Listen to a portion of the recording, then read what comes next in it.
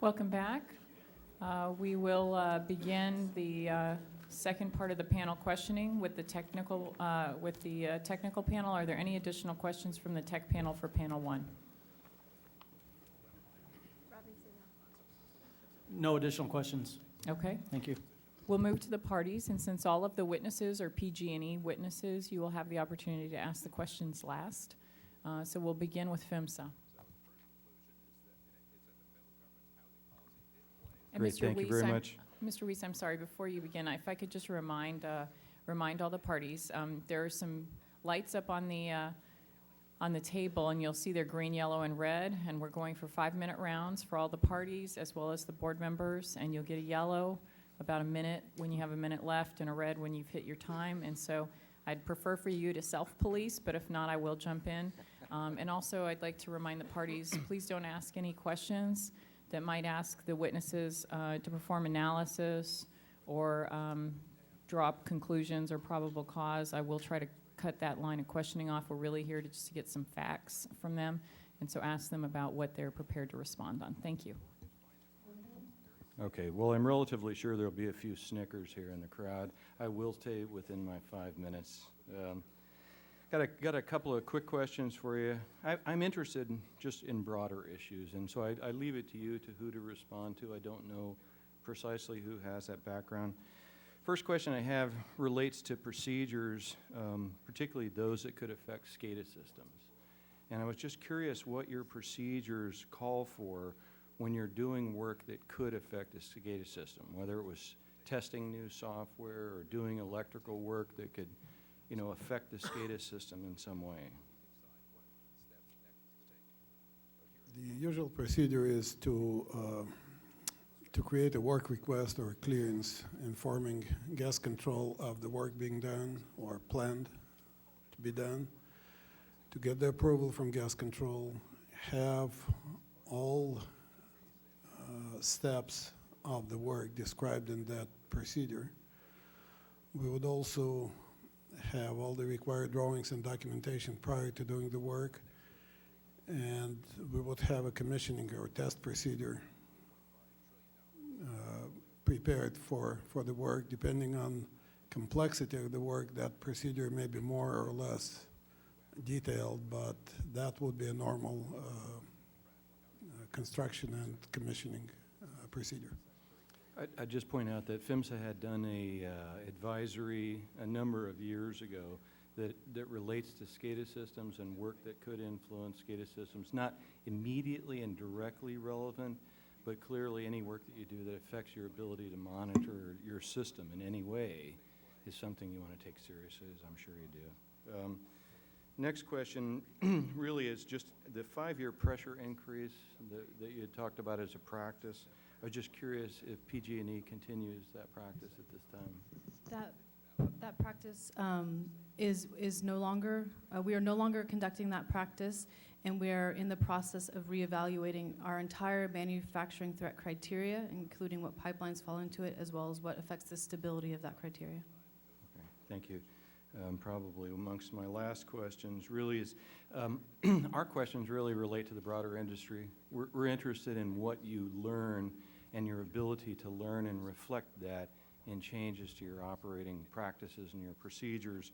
So I just welcome any general comments about your integrity management program or other parts of your system, whether it's an overpressure event or a failure.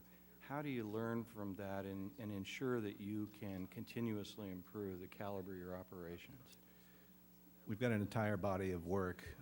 A lot of it is directed by the normal course of the investigation, and so in the course of the investigation, as we find opportunities to make process improvements or the like, we move on those.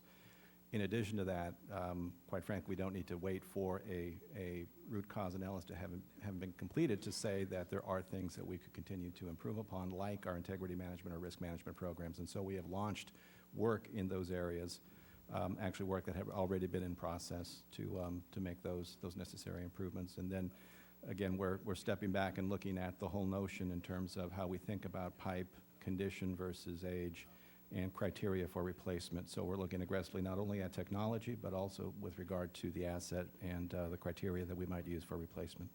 Okay, last question, just a yes or no. Do you have a formal management of change process so that, you know, it affects your procedures and then your training and everything else to ensure that you can execute it? Yes, we have change management processes. Great, thank you. Thank you, IBEW. No questions at this time. City of San Bruno. Yes, thank you.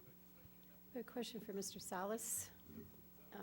First, given the identified defects in the welds in the failed section of pipeline 132, will automatic shutoff or remote valves now be installed to address these new threats, both in line 132 as well as the other lines that traverse San Bruno, lines 101 and 109?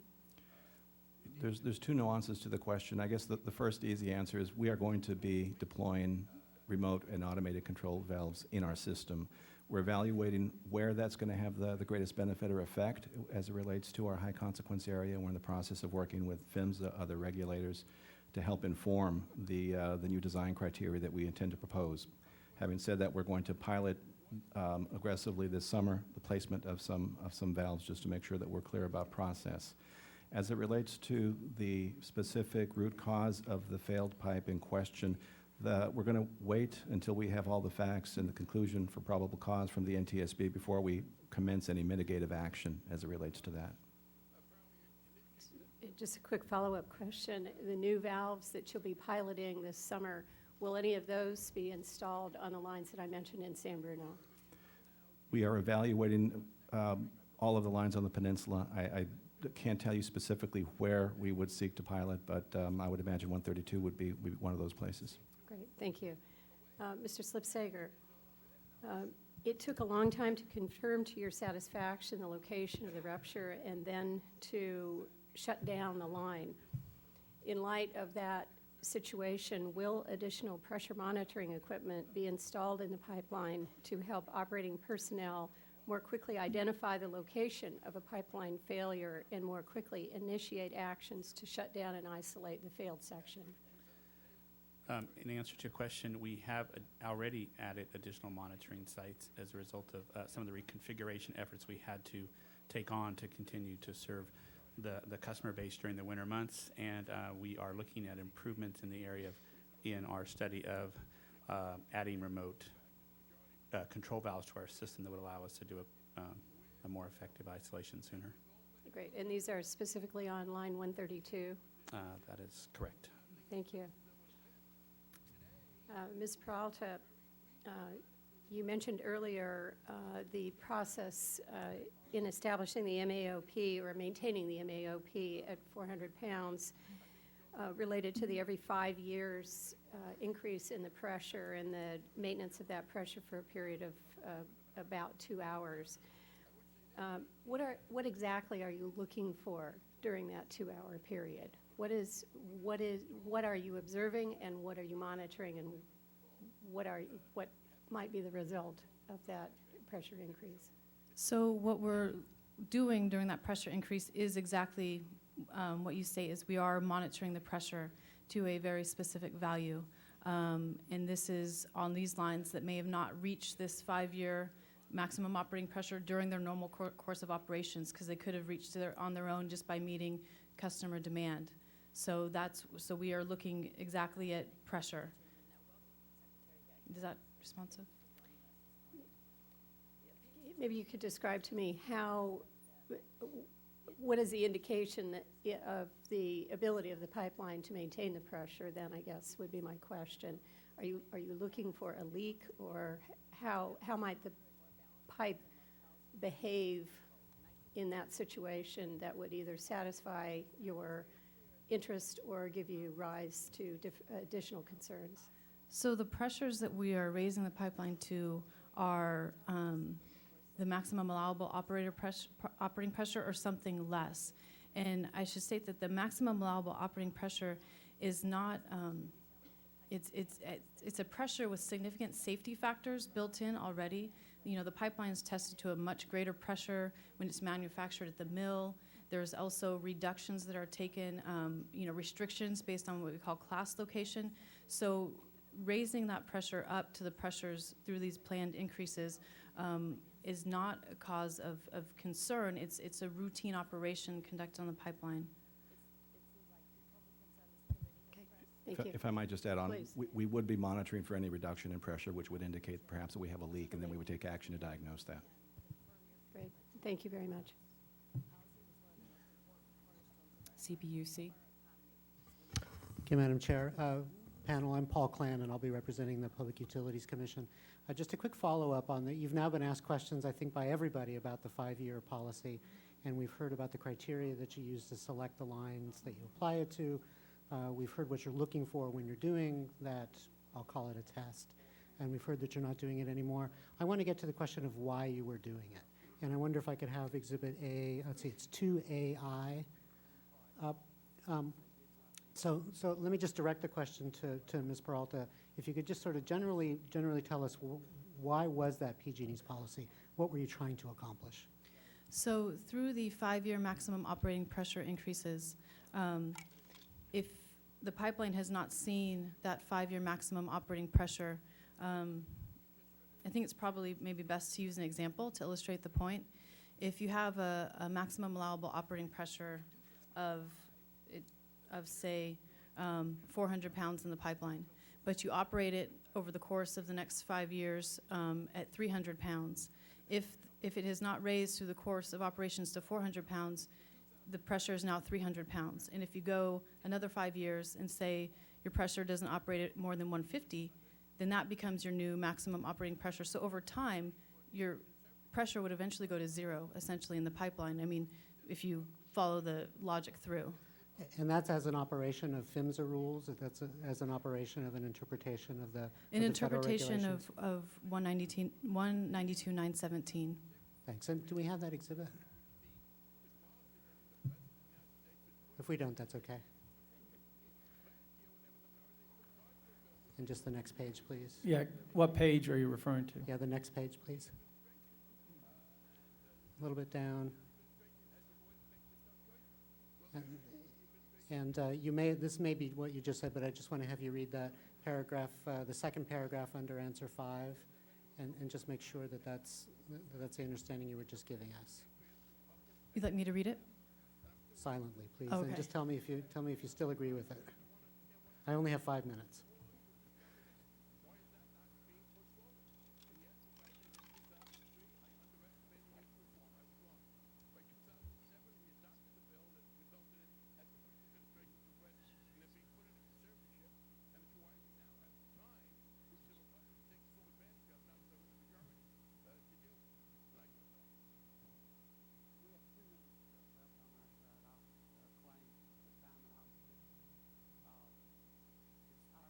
I would agree with that paragraph.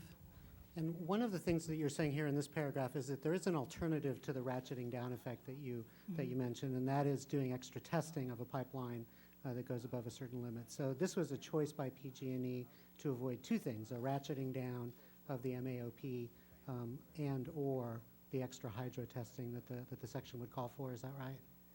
So it was a choice that we made. I wouldn't say that we were in avoidance of anything. It's a practice that we believe to be safe and within the limits of operation allowed by the pipeline. And I didn't mean to use a word that would put you on the spot like avoid, but I still want to understand that the purpose of the policy was in PG&E's view that it was necessary to keep the maximum pressure at the former level, that you had to do that, or you would have had to do the hydro testing. Is that right? Not necessarily hydro testing, but do a long seam inspection if we had deemed that manufacturing threat to become unstable. Some other assessment. Some other Okay. assessment, yes. Thank you.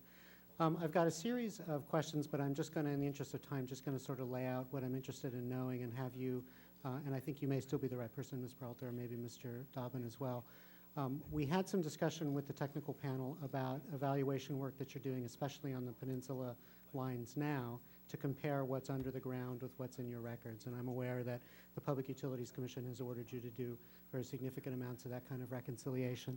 I want to know what information you had before September 9th, just in your day-to-day operations in administering the Integrity Management Program.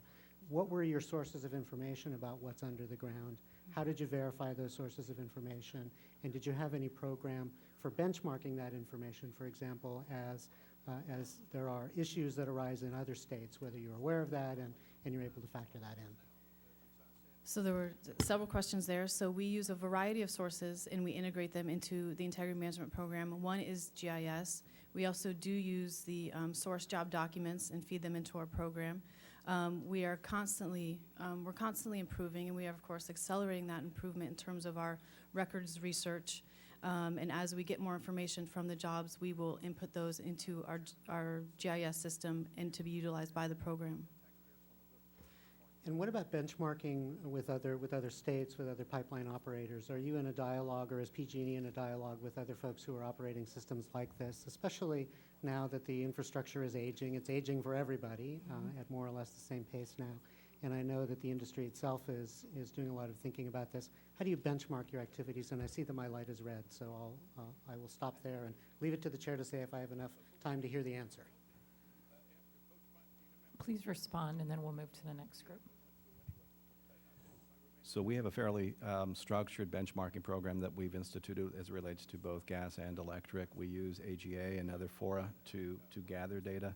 Having said that, getting asset level data is a little bit more challenging, and that's more ad hoc. We will get system performance data, and we probably get more robust data at the distribution layer of our system than we do at the transmission layer of the system, so that's an opportunity for improvement. Thank you. Thank you, Mr. Clannon. PG&E. Thank you very much. I've got a question for Mr. Lee. Earlier this morning during the technical discussion, you referenced industry references when talking about automatic and remote control shutoff valves. And you specifically stated that those studies directly impacted and discussed injury and property damage and concluded that the damage was done in the first 30 seconds. Is that correct? That's correct. Thank you. Also earlier during that same discussion, you were asked questions about a letter that Rich Arita of PG&E sent to the U.S. Department of Transportation in 1999. Do you recall that discussion? Yes. And that letter was in response to the U.S. Department of Transportation requesting information on a request for comment on rulemaking. Is that correct? That's correct. To your knowledge, were any federal regulations implemented concerning the response time? No. Were any federal regulations implemented concerning the use of automatic control valves or remote control valves? No. Thank you. Mr. Slibsager, earlier this morning, you also mentioned in your conversation references to the ability to impact flow at Milpitas Station and impact flow at Martin Station. Had you utilized those opportunities to reduce flow at both stations, do you have an idea how long it would have taken before the gas flow would have been down to zero at the rupture site? I do. The gas control operators had utilized their authority to issue orders to the crew to close the valves at Milpitas. It would have taken several minutes for that to occur, as well as another 3 hours for all of the gas inventory, which is essentially pressure in the pipe, to have dissipated. Thank you. Ms. Peralta, you started to discuss two incidents where hydro testing had been utilized on pipelines, and that after the use of those hydro tests, there had been failures in those pipelines. Could you elaborate a little bit on your response? Sure. What I'd started to say was that there were two incidents on pipelines and other operators' companies that they had both been hydro tested as well as inline inspected using a variety of tools, and including a crack tool, which is capable of assessing for seam defects, and they both failed along the long seam. And so while these were liquid events, and I'm not trying to draw the correlation between liquid operations and natural gas because they are uniquely different, what I'm saying is that we cannot immediately state that any one test inspection method is the gold standard, be it hydro test or inline inspection.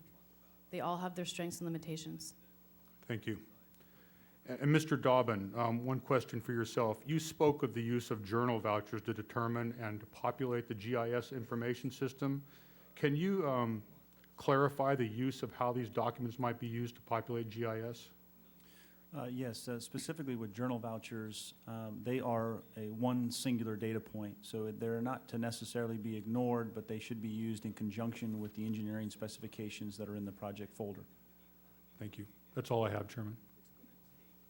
Thank you very much. We'll move to Member Summerall. Thank you. As I look across the table, we have a senior vice president, a vice president, we have a couple of managers, we have a supervisor. So who of those would be the most junior in the management chain? Would that be the Mr.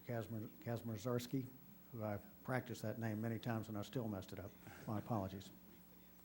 I guess so. I'm sorry, I could not hear, but you're... Yes, I think so. So I'm going to ask my questions to you, given that you would probably be the more junior in the management structure. So can you please give an example of management's commitment and emphasis to safety within PG&E? Perhaps the first indication is how how the projects get prioritized every year, and the projects that are based on safety requirements you always get the highest priority. That also applies to the scope of work. Items related to the scope get the highest priority and get funded first. Thank you. In the SCADA system, do you have standard operating procedures that you insist on your people in the SCADA system following? I'm sorry, I'm not sure I understood the question. Have you documented exactly how you want people in the SCADA control room to have you documented procedures? That is probably a question for Mr. Slipsager. He works in the control room. Okay, please. Sir, yes, we have a training program that requires our operators to successfully pass in the area of SCADA, and we also perform an operator qualification OQ on them as required by DOT on an annual basis with refresher and 5-year requalification. Thank you. Do you have people that ever don't pass that requalification program? I'm aware of one operator that did not pass through the program. Thank you. I was just trying to get a feel for how rigorous the training and standardization program was, so thank you. This can be directed towards either of you gentlemen. Does PG&E have a confidential incident reporting system whereby employees can report safety issues that they may be concerned of? That is correct, sir, we do. And it's also the authority of every employee to stop a job if they think it is unsafe. And does anyone have any knowledge of how often these confidential incident reports are filed? I don't, sir. Mr. Salas, do you? We receive summary data from an executive standpoint on a monthly basis that looks at trends. It looks across the entire organization so that we can see within functional units the rates and nature of reports. We certainly, personal information is blinded to us, so we don't know who is actually reporting, but we get a sense of the substance, the nature, and then any follow-up necessary. Thank you. Any feel for the number of reports that you're getting? Is it 1 or 2 a month, or is it 100 a month, or somewhere in between? The numbers, I would say, and I'm really speaking from my recollection, it's on the order of 50 to 100, and the vast majority are dealing with personnel issues as opposed to operational issues. Okay, thank you. Personnel as opposed to operational and as opposed to specific safety-related issues. Is that true? Yes, sir. Thank you. Mr. Kazmierczewski, my apologies again, but if you have if you or anyone who works for you has a safety-related problem, do you have assurance that the issue will be followed up upon by senior management, by somebody within the company? Yes, we do. Like I said, the projects, the work, and the specific tasks are always based on safety first. Thank you. If an employee makes what I'm going to consider to be an honest mistake that might lead to a bad outcome, what, if any, disciplinary action do you feel that PG&E would take for those, on those employees? It probably depends on the circumstances. If the employee violated any process, any rules that we have in place, then he would probably be disciplined. If the error was strictly a judgment error, then he would probably get some coaching, mentoring. Thank you. I'm Member out of Sunwell. time, so thank you. Yes, If I would please. just Thank you. expand on that. We operate in an environment with a bargaining unit. So we have 2 bargaining units, and the rules with regard to discipline are defined in the context of those agreements. And so we have processes that we would have to comply with, which are positive discipline in nature, and there's a process for that. And we have also a similar process, although not negotiated, for our management or non-bargaining unit employees. Thank you very much. Member Weiner. Thank you. I have, we've had several conversations about the database, the GIS database, so this perhaps is a question for Ms. Peralta. Just to clear up my understanding, the integrity management system is based on the GIS database primarily, is that correct? It is one of the tools that we use in the program, yes. Okay. Now, obviously the accident showed that the database material wasn't entirely accurate. So what steps are you taking to improve the integrity of the database? I'd like to pass that question to Mr. Dobbin, if I could. If you don't mind, I could speak to that a little bit better. We are undergoing a entire GIS validation for our transmission network. We are starting primarily with, we have started with and done the analysis of the 30-inch pre-1962 pipe, done that validation effort. We are undergoing a complete validation of the GIS system for, if I may, class locations 3 and 4, as well as class locations 1 and 2 in high consequence areas. And then we are committed to continuing that effort throughout the entire transmission network. So how are you going about getting data for those sections that you don't have data for? Several different ways. One of which is just going through the process, if you don't mind. We are validating all of the information within GIS with the engineering specifications in the project folders. And then we are also using validation digs, radiography in certain areas, and we are doing inline camera inspections on several areas to confirm that data as well. Okay, thank you. Let me change subjects here for a moment. A lot of discussion this morning about how long it took to get somebody out to close the manually operated valves. And given that you've got a system where you can't simply close a valve without having some repercussions elsewhere in the system, assuming that the 2 valves that were closed manually, finally at 7:30 and 7:45 as I recall,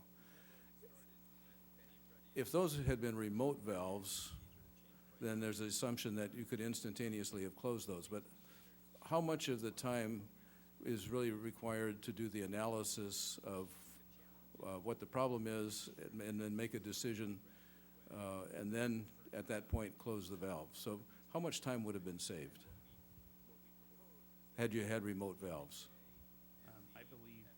I believe it would have taken at least 15 minutes, because when you look at the event timeline, you know, the rupture occurred, I've been told at 6:11 p.m. the alarm went off in the control room near 6:15, and there were actually actions taken in between time where employees were already moving, but gas control made its call-outs just at around 6:32 p.m. So it would have taken that long. If the operators had done their analysis, they could have closed valves remotely at that point. Okay, so that takes an hour to an hour and 15 minutes off with the remote valves, is that correct? Appears so. Okay. Member Weiner, what question did you just ask? The final question? It had to do with assuming that instead of the manual valves, remote valves were in place. Yes. And I think the response was, I just want to make sure, I think you said how much time would have been saved. And I think what the answer you gave was how much time It it would would have have taken to close them if they were remote valves. Is that correct? That is correct. Okay, so it was 15 minutes to close if they were remote valves. I would say at minimum 15 minutes before the operator would have issued the order to close the valves, which would have taken another couple minutes. To actually sequence to close. That's correct. So less than 20 minutes? I Yes. think, I just wanted to make sure, you were asking how much time would have been saved, and I think he answered how much time it would have taken overall, correct? Yeah, and that's why I Yeah. did a little bit of arithmetic at the end to say it was Okay. about an hour Okay, would have been saved. great, thank you. Member Rosekind. One issue I'd like anyone on the panel to address, if you could discuss the UPS lost power, the pressure change, and if you would describe the troubleshooting process that went on, the decision-making, timing, response, outcome. Are there standard troubleshooting protocols in the control room? And give us a sense of there are scenarios that are practiced. So give us a feel for when these things happen, what was going on there within all those different realms. When the crew noticed that the power supplies failed, that we lost power to the pressure transmitters, they first went to the source of the power, which were two 24-volt power supplies. And when they discovered that there was no output from these two power supplies, they went upstream to the circuitry, trying to figure out where the failure could have been.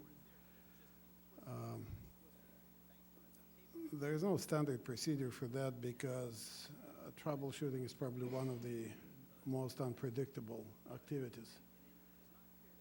But in this case, the troubleshooting involved checking individual components, checking wires, because during the work, some of the wiring has been changed. And eventually, they did return the power to the power transmitter, and the communication came back to life at around 8:40 that night. So let me be more specific then. Are there standardized protocols when power goes out on a UPS system or there's a pressure change of how that's troubleshooted? In this case, it was not the UPS that failed. The UPS was out of service for several months prior to that. Downstream from the UPS, we had 24-volt power supplies that fed instrumentation. And while we still had 120 volt power out of the temporary UPSs, the 24 volt output from the power supply is what's been lost that night. And actually, I'm less interested in the specifics of this one and understanding your generalized procedures when you have an outage, a pressure change, an outage that happens that's going to ripple through. What are your procedures to respond to that? So is there a standard protocol of troubleshooting? Is there a timeline for that? Do you practice those scenarios? Do you actually sort of look back and determine we need to do that faster, differently, et cetera? We don't practice specific scenarios because I don't think there's any two identical scenarios when something fails in the field. What we do is we go through the training for our maintenance personnel, and the training would normally involve typical troubleshooting steps in case of failures in the system, be it power loss or loss of a specific transmitter or any component of the control system. Anyone else? If I might add, I think we may be talking a little bit past each other. I think Mark is referring to the work activity that was on-site by the construction crew. They have a method of procedure, and they have a clearance document that identifies step by step what they should do to execute the work that they've got to do. To the extent that work in some shape, way, or form fails, they have to go into a local troubleshooting, sectionalizing process to identify kind of where the issues are. Having said that, at a broader level, and I think Keith could speak to that, the control room has a different set of protocols as they look at situational awareness and what's going on with regard to the system at large and how they would react to the extent they have lost control or visibility to a given terminal or station. And And Keith, maybe you can talk a little bit about how you would troubleshoot. Yes, if we were to, if our SCADA system were to signal a loss of data at a station or some sort of interruption at a station, the operator has a couple means they would try first. One, they may try to demand scan or try to re-implement or reinitiate the data communication system. If that's not possible, they would monitor up and downstream of the station to see if anything adverse was happening as a result of losing that data. And if there was, they might be able to, in many cases, back up another station upstream and begin to remotely operate that station to bring the downstream stations back into their normal operation. And also concurrently with that, we would be calling out a maintenance crew to the local area to come out and investigate what had happened and facilitate repairs. And just last thing, because we're out of time here, but are there exercises that actually sort of run through these scenarios and check responses, response times, appropriate outcomes? There are exercises conducted annually in the local areas in conjunction with gas control on emergency procedures. But we do have telecommunication failures, and we are able to go back and post-critique those as they occur throughout the year. Thank you. Vice Chairman Hart. Thank you. I have a question that I'm not sure is appropriate for you, and I'm not sure who else it might be appropriate for, so I'm going to try you first. This is about the pups. I'm just curious about pups. Are they made by taking a full-length pipe and cutting it, or are they made some other way? And my ultimate question is, what do you know about how the pups were made in this particular piece of pipe? And if you're not the appropriate people for the question, I apologize, but I didn't see anybody else in the lineup to ask that question of. Vice Chairman, I think the more appropriate personnel will be in the second panel. Having said that, I can give you a high-level answer if you want one right now, or we can wait until. Yes, please. That would be helpful. Just from a policy standpoint, we had, as part of our procurement process, the ability to, within a purchase order, have a certain proportion of pipe be formed by what were called joiners. And those joiners had specifications that were identified by the utilities. So as a manufacturer or mill would be constructing, fabricating, rolling pipe, and doing hydro testing consistent with the standards that we had specified. As they had failures on those pipes, they had the authority to take sections that were good, that passed, and join them and then use them as filling part of the order. There were limits to how much of that could be a part of any given order, and so that's the way you could get joined sections of pipe into the system. Okay, and thank you for that, and thank you for telling me who else I can ask that of. I appreciate it. Thank you. Mr. Slipsager, can you tell me how many employees or what types of employees have access to the valves, to the shut-off valves? Because not all employees who could be dispatched to the valves might not be able to access them, correct? Let me clarify, you are speaking of the manually controlled valves? Yes. Yes, you have to be operator qualified, and that is in reference to a field employee as well. They've had to have training and proved proficiency to operate and close, operate a valve, open or close. And is the access to the valves restricted? Do you need some sort of key or a pass or anything? Yes, most of these stations are behind cyclone, at minimum behind cyclone fence with keys on the gates, as well as padlocks and chains on the valves as well. And The handles of the valves themselves. Okay, and how many employees would have access to those shut-off valves throughout your system? I don't know a precise Okay, number if to you all that. could It's get- several hundred. I Okay. don't know. With respect to the shutdown times, are there any standards or regulations or guidance materials that specify minimum response time with respect to shutdown or decision-making following a rupture? I'm not aware of any. Okay, so, unfortunately in our business, we look at accidents and seconds sometimes are very precious. And in a situation where you're describing it takes 15 minutes to actually determine what next steps need to be taken when there's a catastrophic rupture like this, I'm trying to understand what are the, minimum expectations. Are we going into red alert when they see this happening, or is everyone all hands on deck available, supervisors, jumping to the screens, finding out what happened? Or is this just normal practice where they see something like this all the time and it's not going to get anyone very excited? Ma'am, my gas control operators take these situations very seriously. We have a priority system in our SCADA alarms, and in this case, a low alarm, or in the case of the high alarms that had occurred earlier, they're both the highest priority and require the operator action to move forward as quickly as possible. And I have five operators in my control room that are watching these systems. And so when you get a high alarm, is that what you got here, or a low? The high alarms were associated with the event that was taking Okay. place in Milpitas, and low at the at Martin Station. And when they get alarms like that, are those unusual or are they frequent? Do they see alarms like that every day? Or is this a weekly or a monthly or an annual type thing? How often would they see these types of alarms? They could see them, I would say frequently. I don't know if it's every day, but and they would probably be related to a maintenance activity or potentially a data interruption on our telecommunications system, of which they could then easily do diagnostics and determine by looking up and downstream that it was not in fact something that was a real pipeline condition, and then they would work with maintenance to do corrections. So more often than not, they're going to get a false alarm that's going to look like this. They're going to get a high or a low, and it's actually not going to be a pipeline rupture or leak. That is possible, yes. Okay.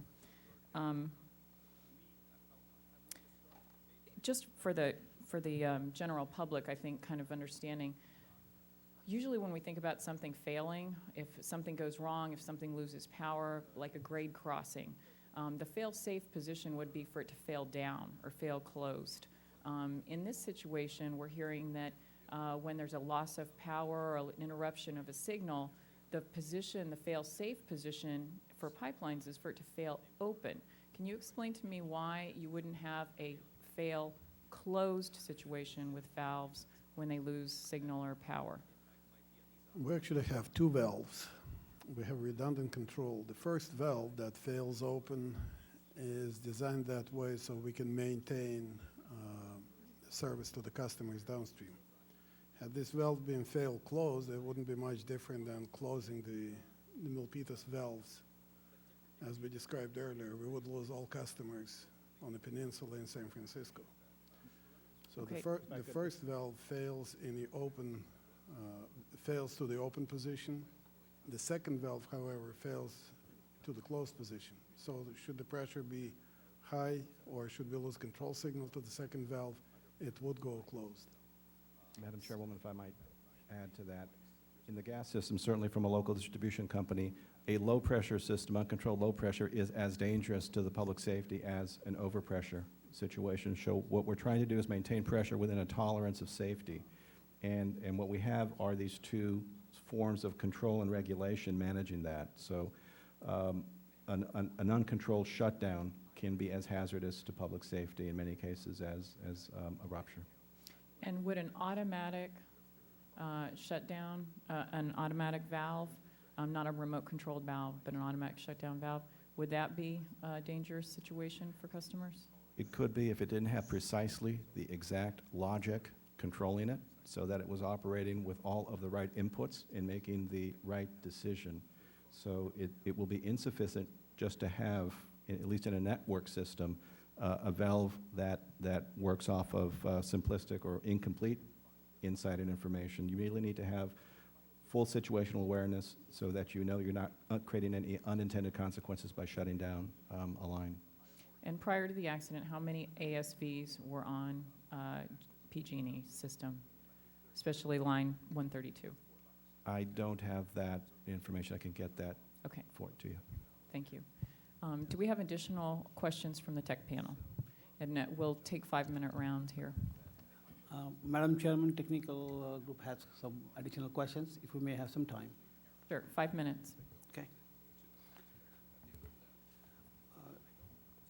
Mr. Salas, the FIMSA's regulation or the CPUC's regulations are minimum safety standards. Is there a PG&E policy, a written memo of some sort that says whenever possible for public safety, thou shall exceed those standards? There's not a standard that specifies thou shalt exceed, although there are cases where we do. But is that a policy or it's a case-by-case basis? It's really an engineering judgment as we define correct course of action or standards for maintenance or other activity. Ms. Peralta, you mentioned earlier about 2 incidences or cases where pipeline ruptured after ILI or hydro test. Can you please elaborate and be more specific as to which those incidences are? I was purposely trying not to name the operators prior, but I believe it was a Dixie Pipeline, as well as Platt, I believe is the operator. But if you have any more questions on that, the second panel could follow up better. And those were both liquid pipelines? Yes, they are.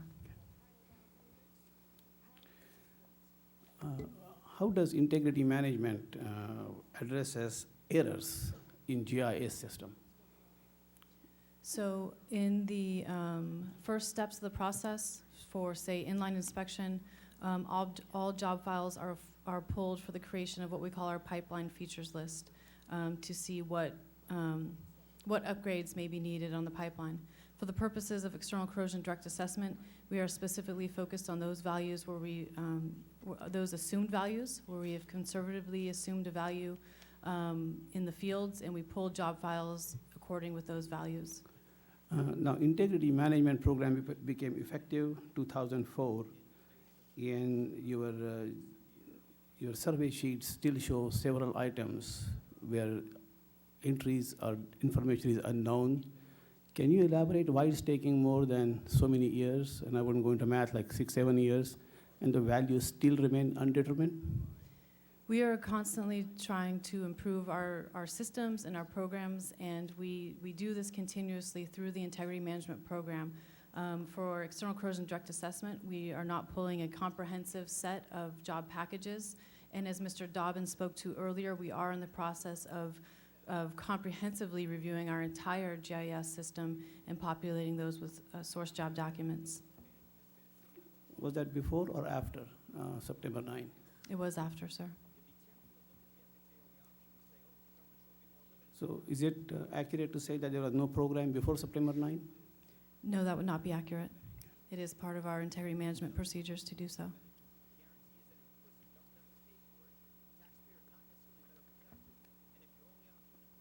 We understand that there was from the previous testimony that there was a procedure to send the workers to the accident scene or report and then call 911. Is that policy still in effect?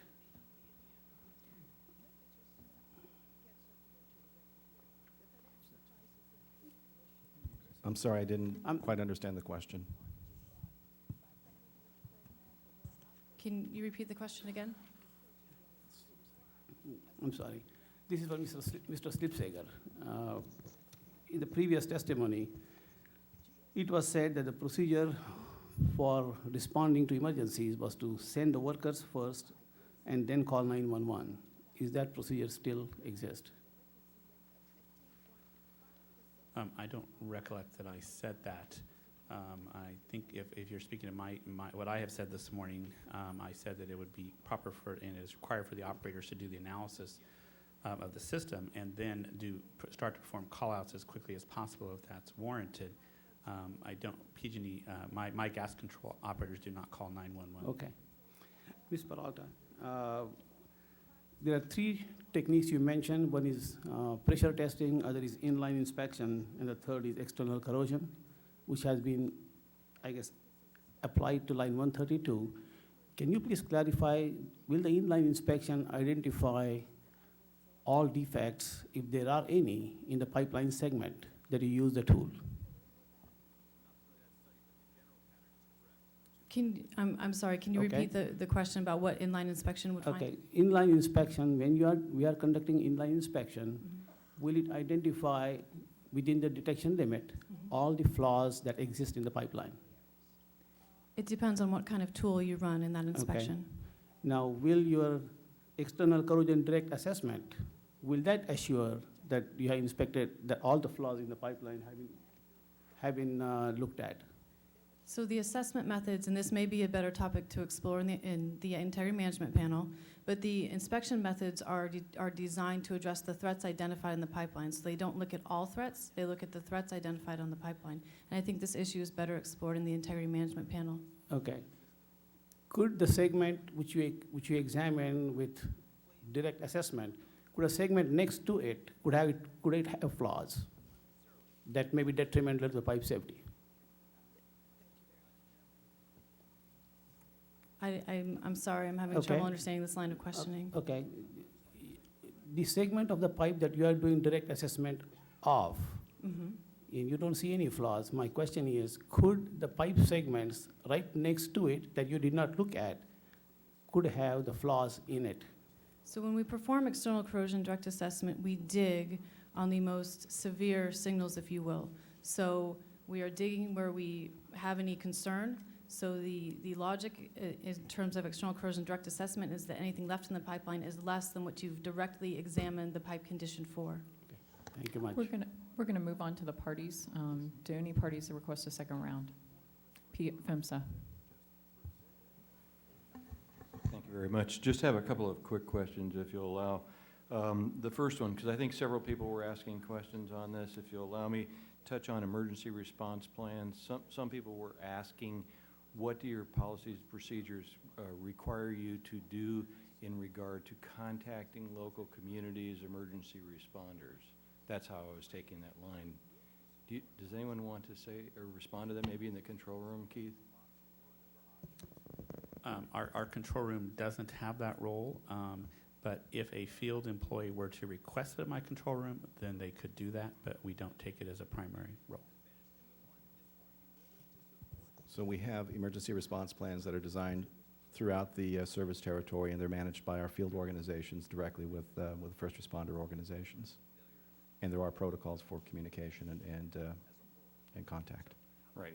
In the event of emergency, you have procedures that are based on requirements in California and federal code to contact and communicate with emergency responders. Correct. Having said that, another area of improvement that we're undergoing right now is to better integrate all of our emergency response programs to improve the training and exercising with first responders, and we're trying to establish a standard in conjunction with our sister utility in the south of California so that we have one way of managing training, communications, and development with all first responders. Great, thank you. The last couple of quick questions relate to remote-controlled valves and automatic shut-off valves.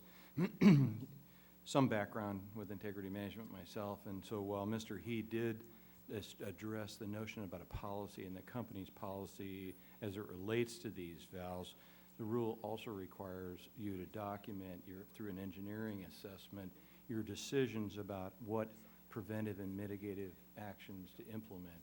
Do you know whether you're doing that as it relates to the valves prior to the failure?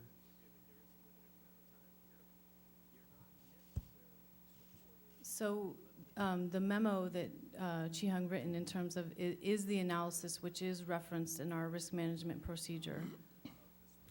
Okay, great, thank you. Last thing, and I was just very interested in the notion that you were doing a benchmark study on remote control valves and ASV installation. Is that something that as a company, you're going to be willing to make available to the broader community? Absolutely, and we're working in conjunction with our regulator, with AGA. We've shared information. I think at different, maybe lower levels within PHMSA. So we're absolutely transparent in that regard. Great, thanks a lot. That's all I have. Thank you. Any other parties requesting additional questions? City of San Bruno. Thank you. I have to admit to a little bit of confusion about the existing communication plan in place relative to a significant emergency such as we experienced in San Bruno. My question is whether you are considering or whether you can consider designating an employee such as a district supervisor for emergency responders to contact in the event of a significant emergency.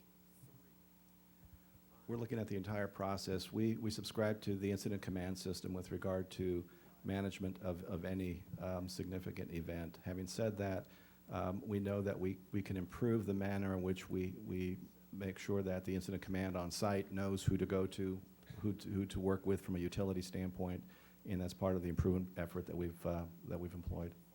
Thank you. Any other parties? Vice Chairman Hart. Just one question related to the chairman's previous question about high and low alarms.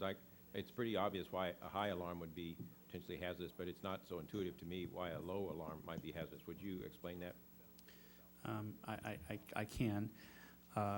A low-pressure situation in our gas system is as important and maybe as significant of a safety concern as a high-pressure, overpressure system. Low pressure in a system may allow us to go into an uncontrolled shutdown, and if we have low pressure that allows the pilot lights in a house to extinguish, then you have the potential for, if gas were to re-enter that house through migration of this low pressure around the system before it's all evacuated out of the pipe, the gas could intrude back into the house and create an explosive situation. Okay, thank you. Member Sumwalt.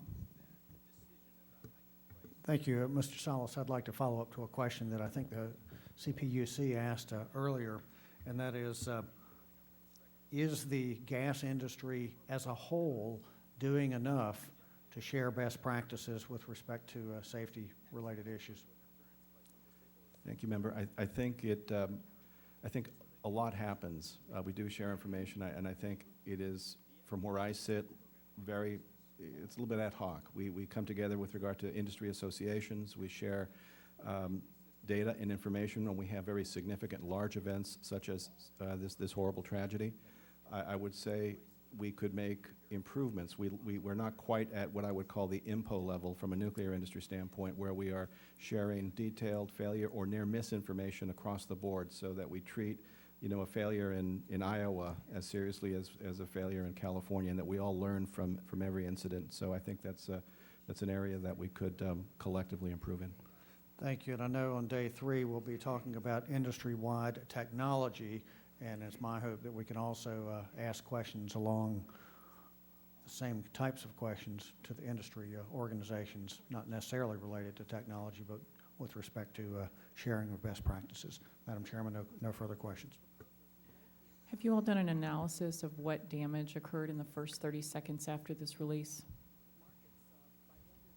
No, ma'am, we have not. We are relying on the NTSB investigation. We'll contribute any and all information, but I've not seen such an analysis. Okay. And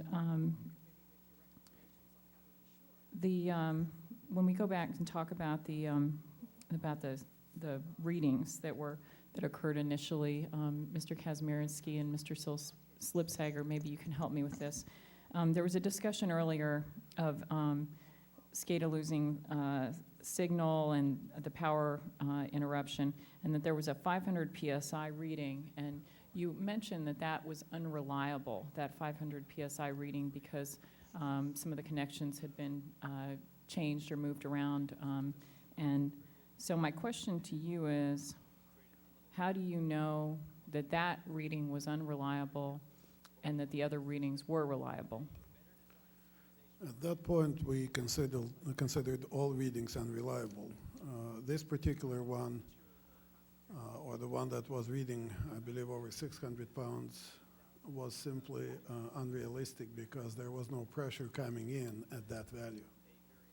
Have you ever seen a reading of 500 PSI? On the discharge part, I don't believe so, because we never exceeded MOP on the discharge. So system-wide, you've never seen a reading? Oh, system-wise, yes, yeah. we had. I thought you were referring to Milpitas. Okay, so how do we know that you didn't exceed 386? How can we know with confidence that wasn't exceeded if other readings are unreliable at that time? We earlier showed a slide that showed the large amount of data that exists from a SCADA perspective downstream of Milpitas Station towards the San Francisco Peninsula. And there is a site that's within a very close distance, several miles, I believe less than 5 miles. And it didn't register that sort of pressure. It exceeded no pressure higher than, all pressures below 400 pounds on that sensing point. So clearly that 500-pound pressure signal did not occur and transfer down the pipeline. The last question I have is, as you're evaluating RCVs and ASVs now post-accident, what guidance or information do you have about how you would install those or how you would prioritize them?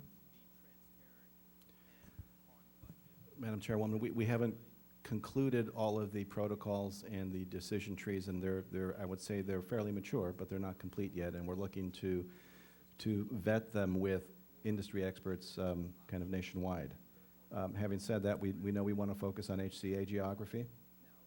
We know we need to do significant upgrade with regard to control logic so that the people in the control room floors can manage many, many more streams of data intelligently. We can't have them just look at more alarms. We need to have tools that help parse and interpret those alarms so that good action is taken. So we have work in a number of areas, but the real focus is going to be in high consequence areas where we've got population and to give us more visibility, insight, and control with regard to our system. Do you think the industry needs minimum requirements for ASVs or RSVs? I think there's probably value in a more standard approach than in 1,000 different approaches. Okay, thank you very much. Thank the tech panel, thank the parties, and thank all of the witnesses on this first panel. It was very helpful, and we appreciate your response to our questions. We're going to take a recess, and we will reconvene at 2:20.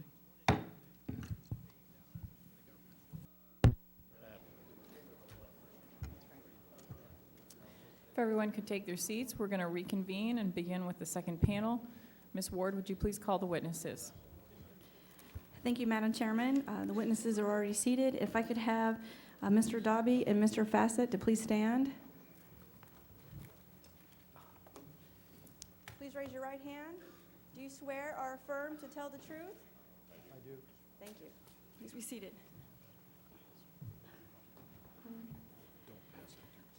Mr. Dobby, if you could please state your full name, your title, and your current duties and responsibilities. Certainly. My name is Frank Doby. I'm a supervising engineer in the Integrity Management Group at PG&E. I've been employed by PG&E for 27 years in a variety of gas engineering positions.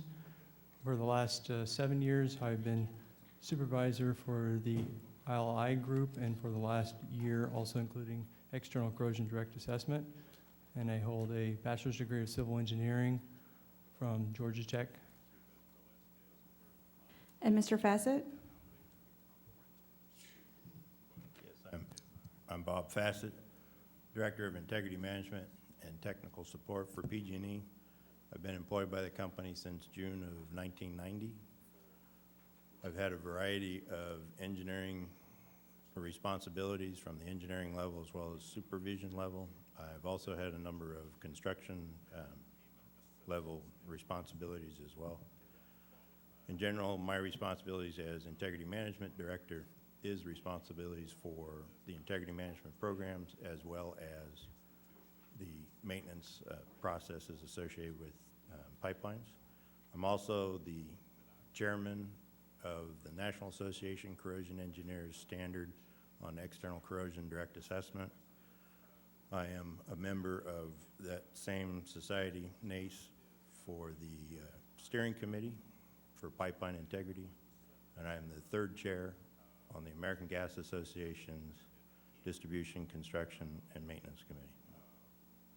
Thank you. And for the record, we have Mr. Salas, who's going to join us on this panel, and he's already been sworn in and qualified. Madam Chairman, all three witnesses are now sworn in and qualified and ready for Mr. Gunther for questioning.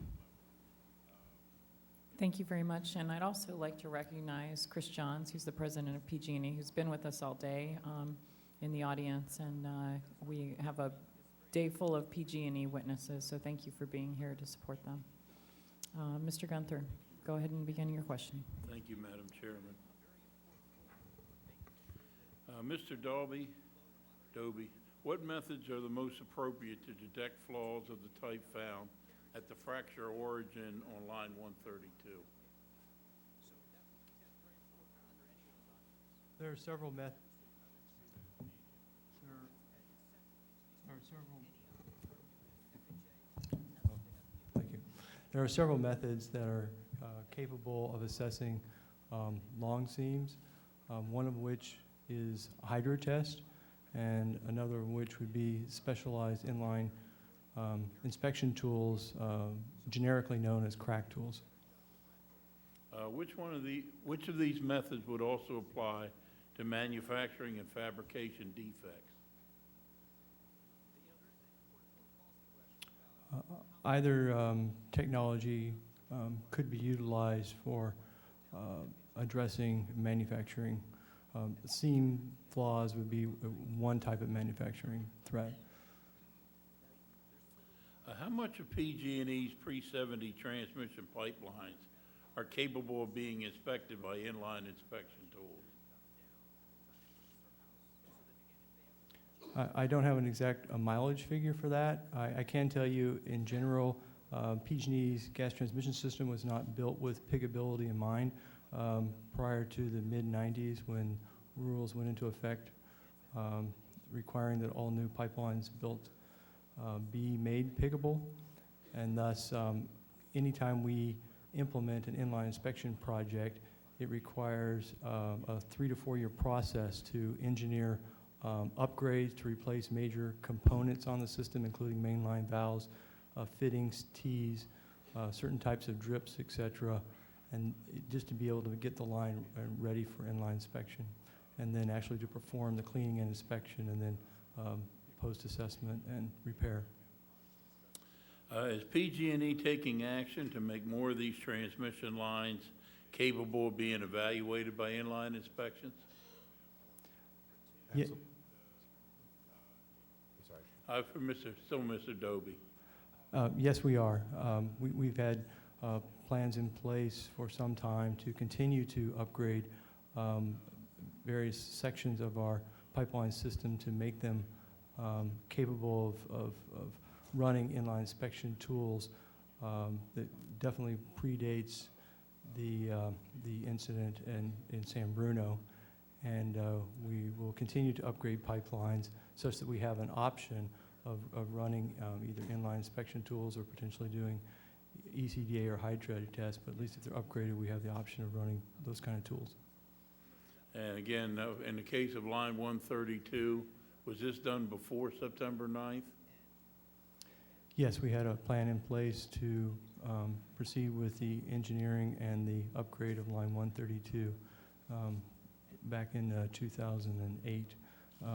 After it became, tools became available in the industry that would allow negotiation of the various pipeline diameters that exist in that pipeline. Has PG&E conducted another method of pressure testing on line 132?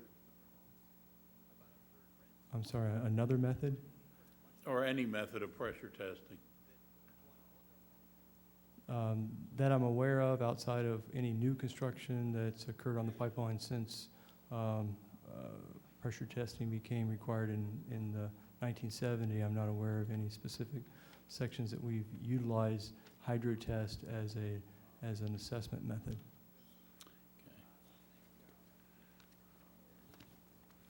Mr. Fassett, what measures have been applied to line 132 to address manufacturing and/or fabrication defects?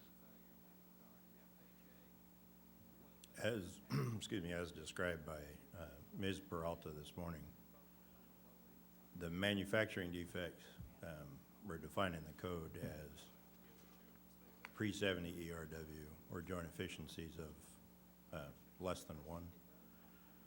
Based on the metallurgical report, this type of seam, submerged arc welded seam, would have a joint efficiency of 1 and therefore would not have be considered to be a manufacturing threat. But again, under the integrity management program, I mean, can you really, I'm not sure you answered the question. Again, what measures have been applied to line 132 to address manufacturing or fabrication defects? So relative to that definition, the analysis was done on 132 as part of the development of the baseline assessment plan. There was no triggering of the items that would make it considered to be unstable manufacturing threat for some of the segments. That did not include, segment 180 was not one of those segments. There were no triggering of that. By that I mean there's no record of a leak on a long seam or that the maximum operating pressure had been exceeded. Could you explain why, if inline inspection was not feasible, why PG&E, or why didn't PG&E conduct pressure tests on line 132? There was not, the manufacturing threat had not been considered to be unstable. When manufacturing threat's not unstable, then you have the full gamut of tools, the direct assessment, the inline inspection, or hydro test tools available to you. So thus, basically, then, if a manufacturing defect then is, you decide whether it's stable or not, and then if it's unstable, you act on it. If it's stable, in essence, you leave it alone? Is that what you're saying? No, I'm saying you have the full gamut of tools. If I may, I could explain the positives and negatives associated with each of the three tools. Yeah, go ahead. As discussed earlier, you have the option of hydro testing, inline inspection, or direct assessment. They are tools that are compatible with each other, but they do different things, and they tell you different things. A hydro test requires putting water into your pipeline. And on vintage pipelines, that's a concern, because if the pipe isn't piggable, we're concerned that getting the water out would be difficult. And even with modern day dryers, we're not 100%, it's not 100% dry. So you would leave water behind. And the reason you leave water behind is the changing diameters, the partially blocking, valves that Mr. Dobie alluded to. As that poly pig goes through it, and the pig is basically a very stiff rubber-coated sponge shaped like a cylinder. As it tries to negotiate its way around those pinch points, you expect water to be left behind it. We don't like leaving water behind. That's a concern for internal corrosion. It's also a serious impact to our customers to take them out. So unless we have to assess that way, hydro test is not the tool we use. ILI, again, as Mr. Dobie stated, you have many, these vintage pipelines have issues associated with them.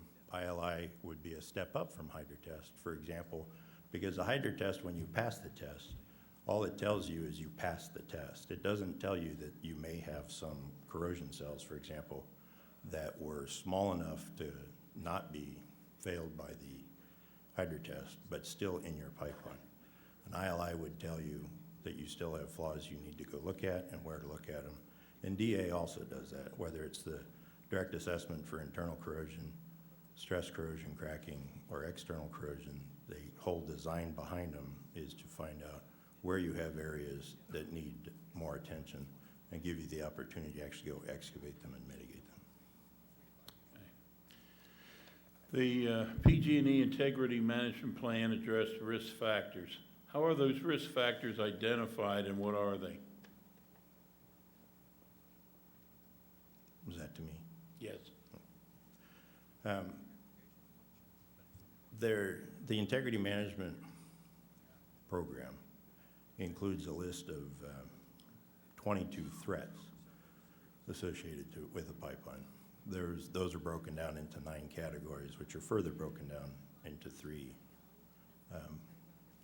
levels. The 3 levels would be time-dependent, stable, and time-independent. Do you want me to go into the specific areas? Or? That's okay. Is population a risk factor? So the integrity management program is based on high consequence areas. And high consequence areas calculated as discussed earlier in a couple different ways. But it is relative to population. Essentially, a high consequence area is an area of high density around the pipeline, or an area around the pipeline where although it may not be an urban area where we would see higher densities, it would be areas that would require more difficulty in evacuating the structures, such as a hospital, a church, senior citizens' home, that kind of thing. Okay, so in this case, as a risk factor, how severe or great would a population, at least under the integrity management plan, be? I don't understand the question, I'm sorry. Okay, you know, as the integrity management plan ranks your risk factors as a more severe or less severe, where would population fall on that list? If I may, could I step back a little bit and explain the equation we use? As simple as... Yeah, well, you can be brief. So risk, as we understand it in the industry, we all use a relative risk ranking, which is the likelihood that a threat should cause a problem times the consequence. That's what risk is. And when we're told what an HCA is, what a high consequence area is, that means high consequence or consequence has already been defined. And really the only thing we're addressing is the likelihood portion of that equation.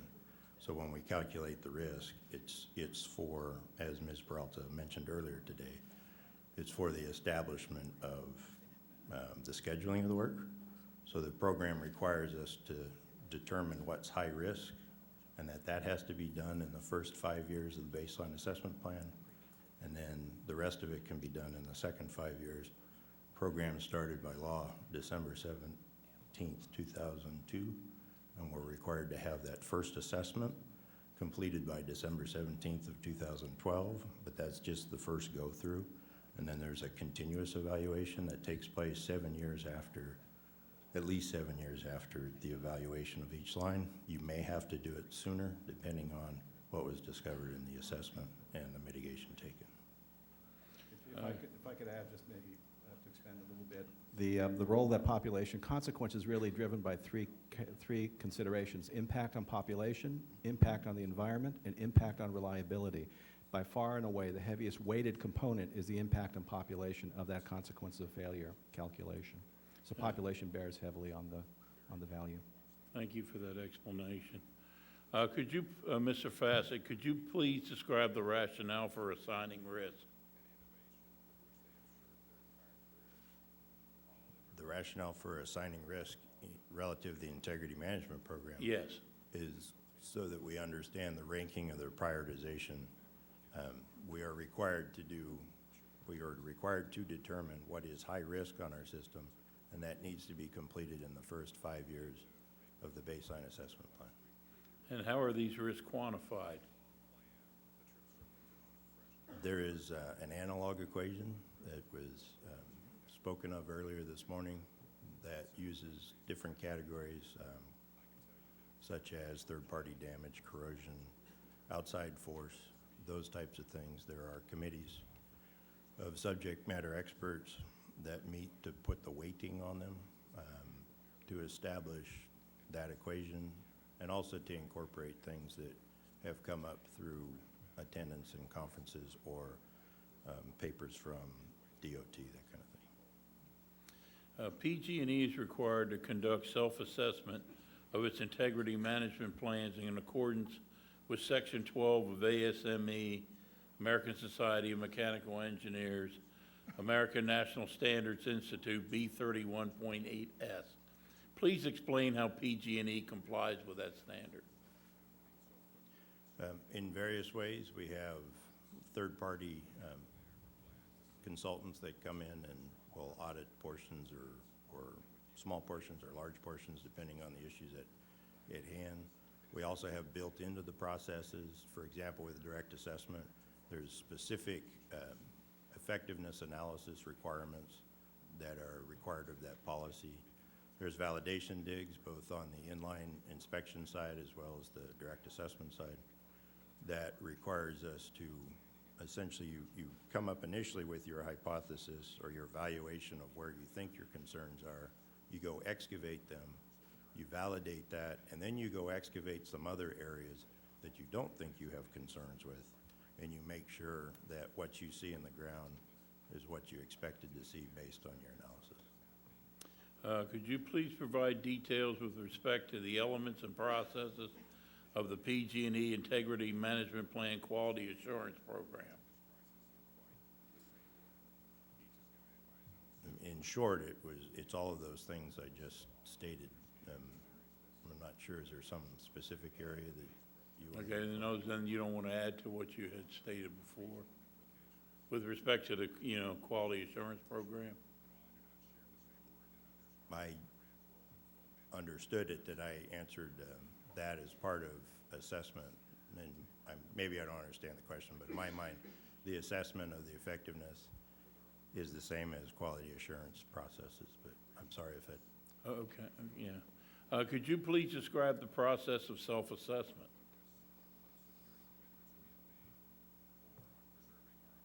There are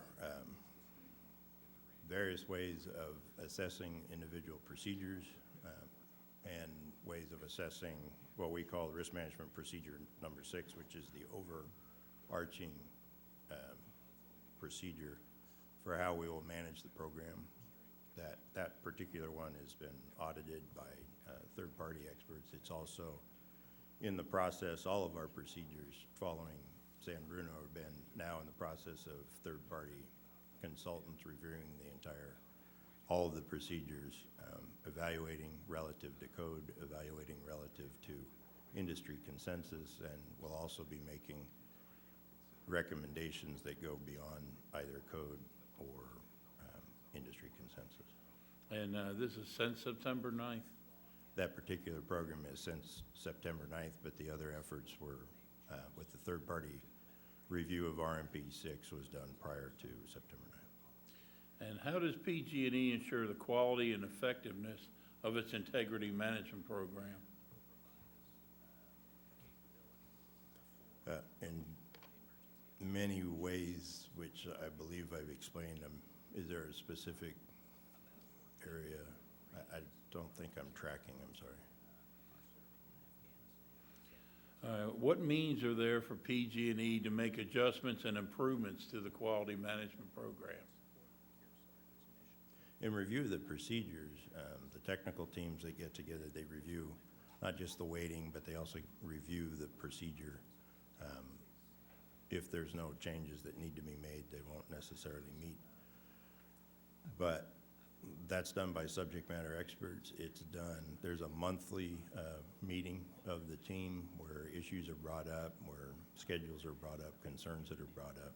That's an opportunity for them to share amongst themselves things that perhaps they may have learned from recent announcements from the DOT, conferences that they attend as part of their continuous education in this field, those kinds of things. Who within PG&E evaluates the assessments of the integrity management plan? That's done by the team, by the subject matter expert technical teams, and periodically it's done by third-party experts. And who reviews and approves the findings of these assessments?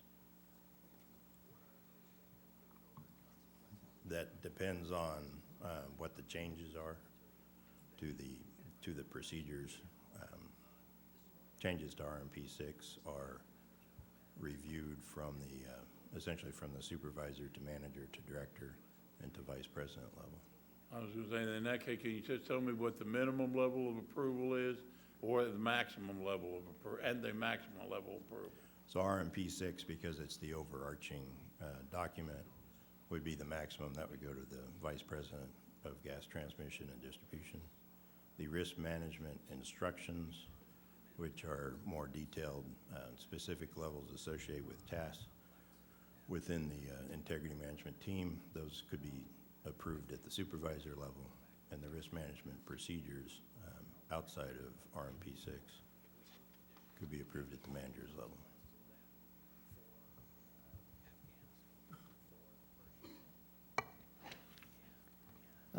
Mr.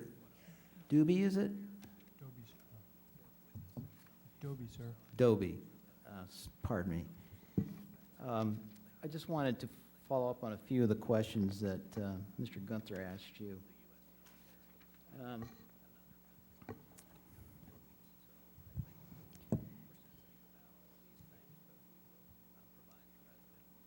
You mentioned the types of inspections and tests available to detect a flaw of the type that caused the fracture of line 132 on September 9th. You mentioned the hydro test, inline inspection, and with respect to inline inspection, you mentioned a crack tool. Between you and Mr. Fassett, you've also described the challenges of doing a hydro test on line 132 and the limitations you have conducting inline inspections on line 132. That being the case, what other avenues are open to you to detect and eliminate flaws of the type that caused the fracture or led to the fracture of this pipeline? Well, one of the options that we have already in the process of pursuing and have pursued to validate that there's an inside weld on the pipe is to actually open up the pipe and then do a camera survey to validate that there actually the pipe is welded on the inside if it was purchased to be double submerged arc welded pipe. In regards to the different types of crack tools, those do exist and could be employed in certain situations around the transmission system. One of the big limitations on those with the present technology is that they can only inspect one diameter at a time, and thus, depending on how much footage you have at a single diameter, that limits the length of inspection you can do in one inspection. With respect to running a camera through the line, again, what limitations would that present to you? I mean, you mentioned it would detect whether there was an inside weld, but beyond that, are you able to, would it have the resolution to pick up other types of defects like cracks or perhaps dents or anything of that nature? No, sir. The camera inspection is basically just a visual, giving you the opportunity to visually inspect the inside to confirm that there actually is a weld on the inside of the pipeline. But outside of any very significant defects, it would not provide detailed information regarding cracks. If I may answer. Please. One of the categories I left off was other technology besides hydrotest, ILI, and direct assessment. The camera that we're using was not considered in that group, but it was the quickest way we could access the pipe to look for what we believe was the flaw that failed this line. We have been working with NYSERC and other members of industry for the past 5 years on the development of a self-propelled inline inspection tool. It's basically a robot. We've taken that robot and we're working with NYSERC and with their developer to modify it into a self-propelled camera that could go into a system with pressure on it, and to add high-resolution cameras to it. The technology that's was just recently supported or released was a product called Explorer 2, and that was supported also through the Department of Transportation. PHMSA organization supported that development. These are instruments that the camera alone, besides being able to identify whether you have a long seam that's missing a weld, what we found when we did the investigation as part of this NTSB investigation. I think we're getting off tangent here. These high-resolution cameras, before we leave them, as I understand your statement, they're in the process of being developed, but not currently available or widely in use. Is that a fair statement? The tethered excuse me, I'm sorry, I didn't mean to step on Is that, is that a fair statement? The tethered type is available and widely in use currently. The swimming type or the self-propelled type, we believe we'll have one by May that could be used on this project. The one thing I wanted to add quickly, I'm sorry, is what we found by using the cameras, we found labeling on the inside of the pipe, which we understand has come from the mill. They would label it in a specific sequence associated with the American Petroleum Institute standard for labeling. Right. And by collecting that, we learn more and more All right. about where the pipe I came from. appreciate the efforts there, but Sorry. I have limited time here and a number of questions to ask. Mr. Dobby, you also mentioned there's a plan to replace mainline valves to make the lines more piggable. Is there any projected date by which your older transmission lines, like 132, would be piggable? For 132 specifically, we're proceeding with engineering this year in 2011, and we propose to inspect it by 2014.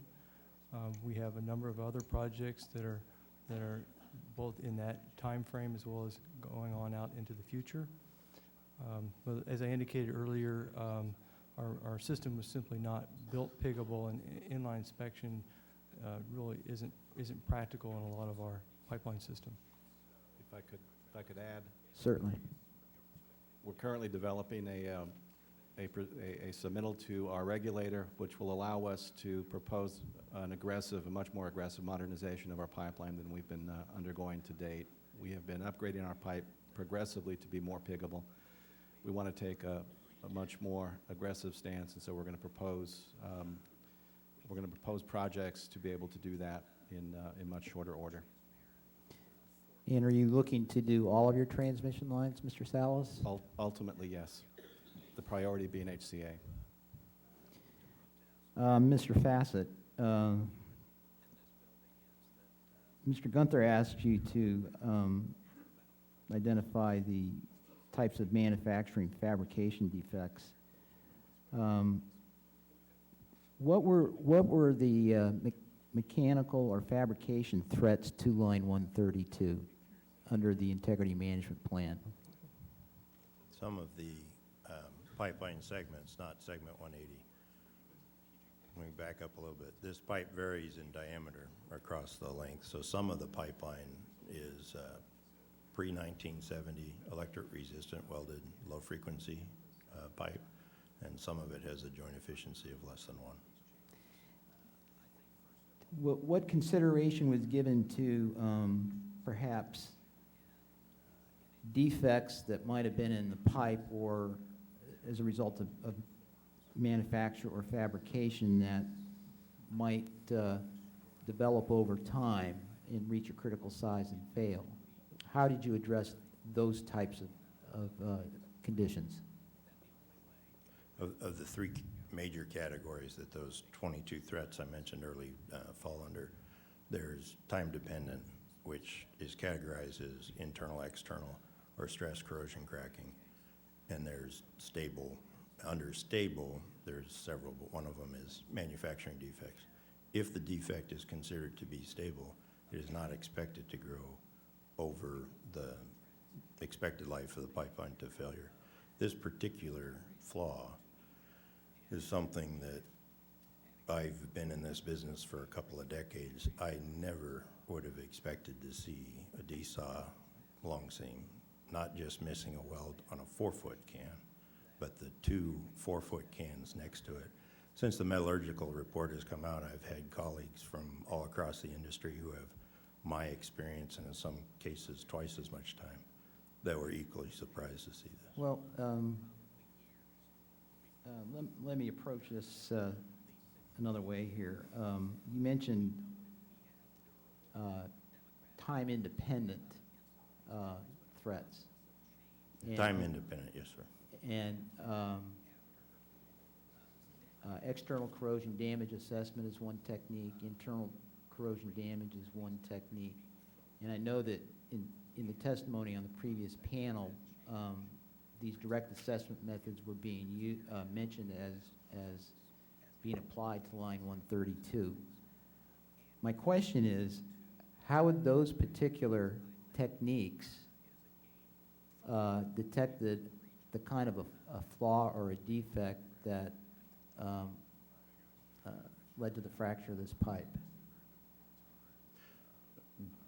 Respectfully, to clarify, the time-dependent threats that we look at in industry are external corrosion, internal corrosion, and stress corrosion cracking. Manufacturing threat, and because they grow over time, corrosion cells get bigger, stress corrosion crack colonies get larger. The manufacturing threats is categorized typically under stable, unless you know something that would make them unstable, at which point direct assessment would not be the methodology we would use.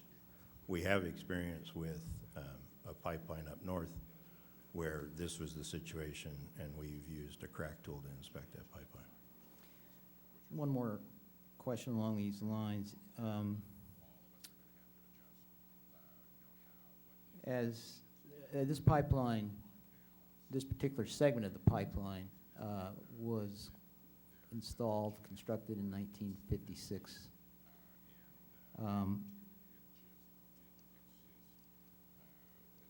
As the pipeline ages and any internal manufacturing fabrication defects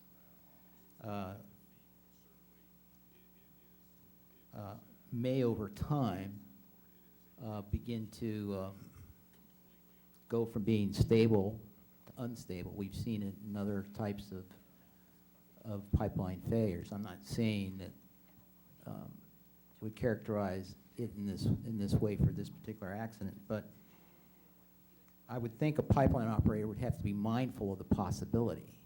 So that's what I really want to ask you to address. How is PG&E mindful or attentive to the fact that there may be manufacturing or fabrication defects that may, in time, become unstable? So the way that's defined is if we've had a leak on a long seam,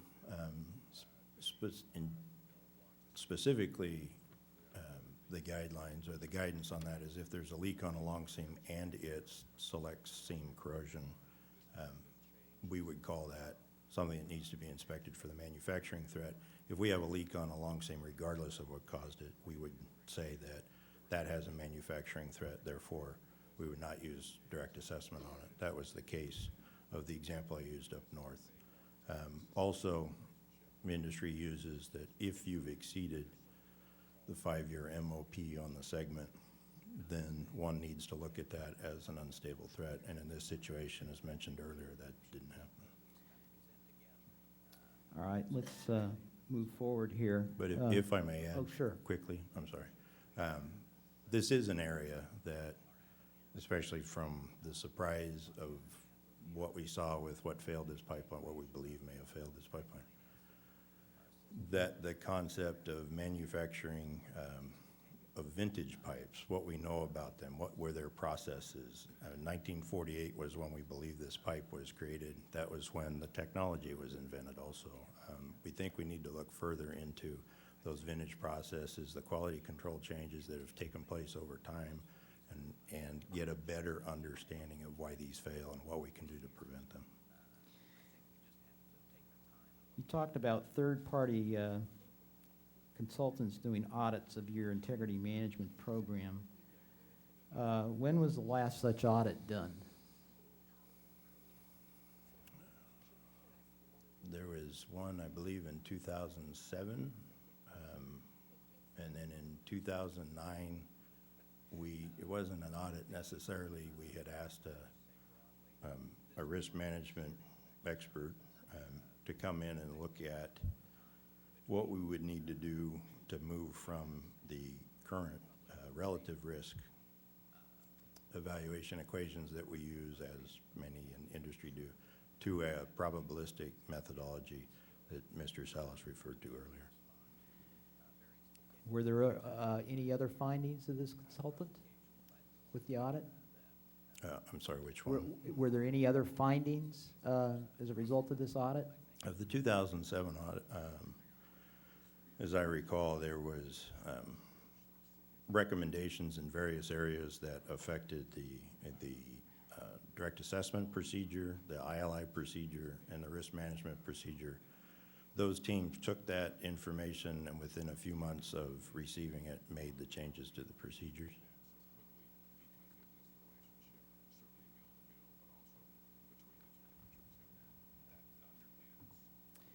Thank you, Mr. Fassett.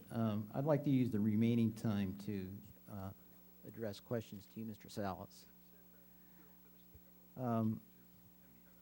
As you know, with the implementation of integrity management as a pipeline safety philosophy, it's been our view that the success of this type of plan is dependent upon the self-assessments conducted by the operator of their integrity management program. So I'd like to get your input on how PG&E specifically conducts self-assessment on the effectiveness of its integrity management program. Mr. Trainer, what I would do would be to reiterate what Mr. Fassett had said earlier, but at a broader level, I would be interested in, and I think the leadership organization, in terms of are we meeting the program objectives as it relates to execution? So we have, as defined by the objectives with regard to integrity management, the need to complete the first lap, as it were, of assessment by December 17th, 2012. So one of the ways we look at the effectiveness of the program is, are we advancing the program? Are we making the right kind of analyses with regard to what we find as we do assessments? When we identify anomalies, are we taking action, corrective action? We are relying on input from our regulator that comes and audits us or looks at the quality of our program. Third parties looking at our program. Are we acting on the findings that they identify? As we improve the program, we recognize that this was something that was new and introduced to the industry in 2004. And so we expect the process to be one of continuous improvement. So we look at it from a variety of vectors to assess the effectiveness of it. Obviously, we're looking to manage a risk profile over time down. And I think one of the issues that we see with a relativistic model set is that, we're self-assessing, so we want a more objective view as we look at ourselves, and we think the probabilistic transition will offer us that. What types of checks and balances are there within PG&E to ensure that your self-assessments are comprehensive, they're objective, and that follow-up on them is being executed? I rely on the management team to be looking at performance. We have monthly performance meetings as relates to pipeline performance, to the manner in which we're scheduling work that need for corrective or safety-related programs connected with the integrity management program. So we're watching to make sure that we're hitting the targets that we've got with regard to corrective actions.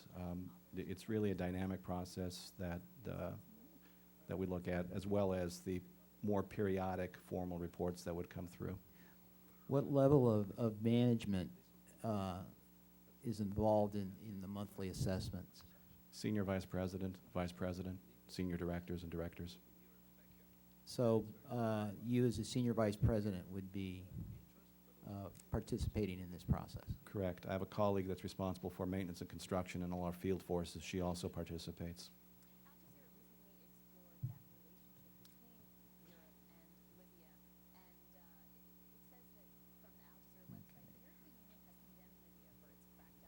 And I would just ask the panel,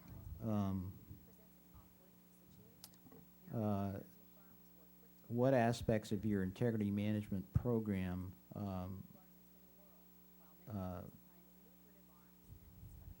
perhaps we have not specifically mentioned today that you think is relevant to this accident? Well, given, quite frankly, the tragedy and the huge loss, I think we need to stand back and question ourselves, from the beginning.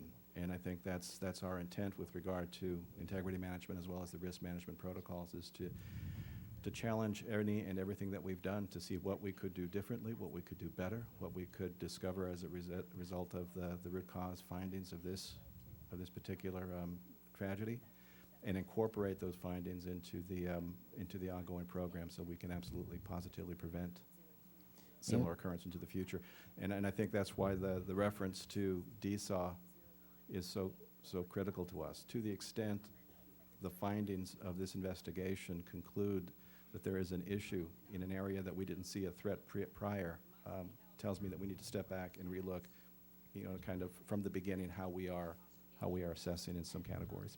And could you summarize the specific actions that PG&E has taken in this regard since the September 9th accident? We've engaged Gulf Engineering, EN Engineering, and other experts to relook and opine on our entire program from kind of a soup to nuts basis, and to propose any and all changes that they see as being fit for us to consider for improvement. I believe Mr. Shatri has one question for the panel. And this concludes my questions. Mr. Fassett, how does ILI or direct assessment, be it internal, be it external, can identify the defects in materials, meaning the material being A grade or X52 or X42?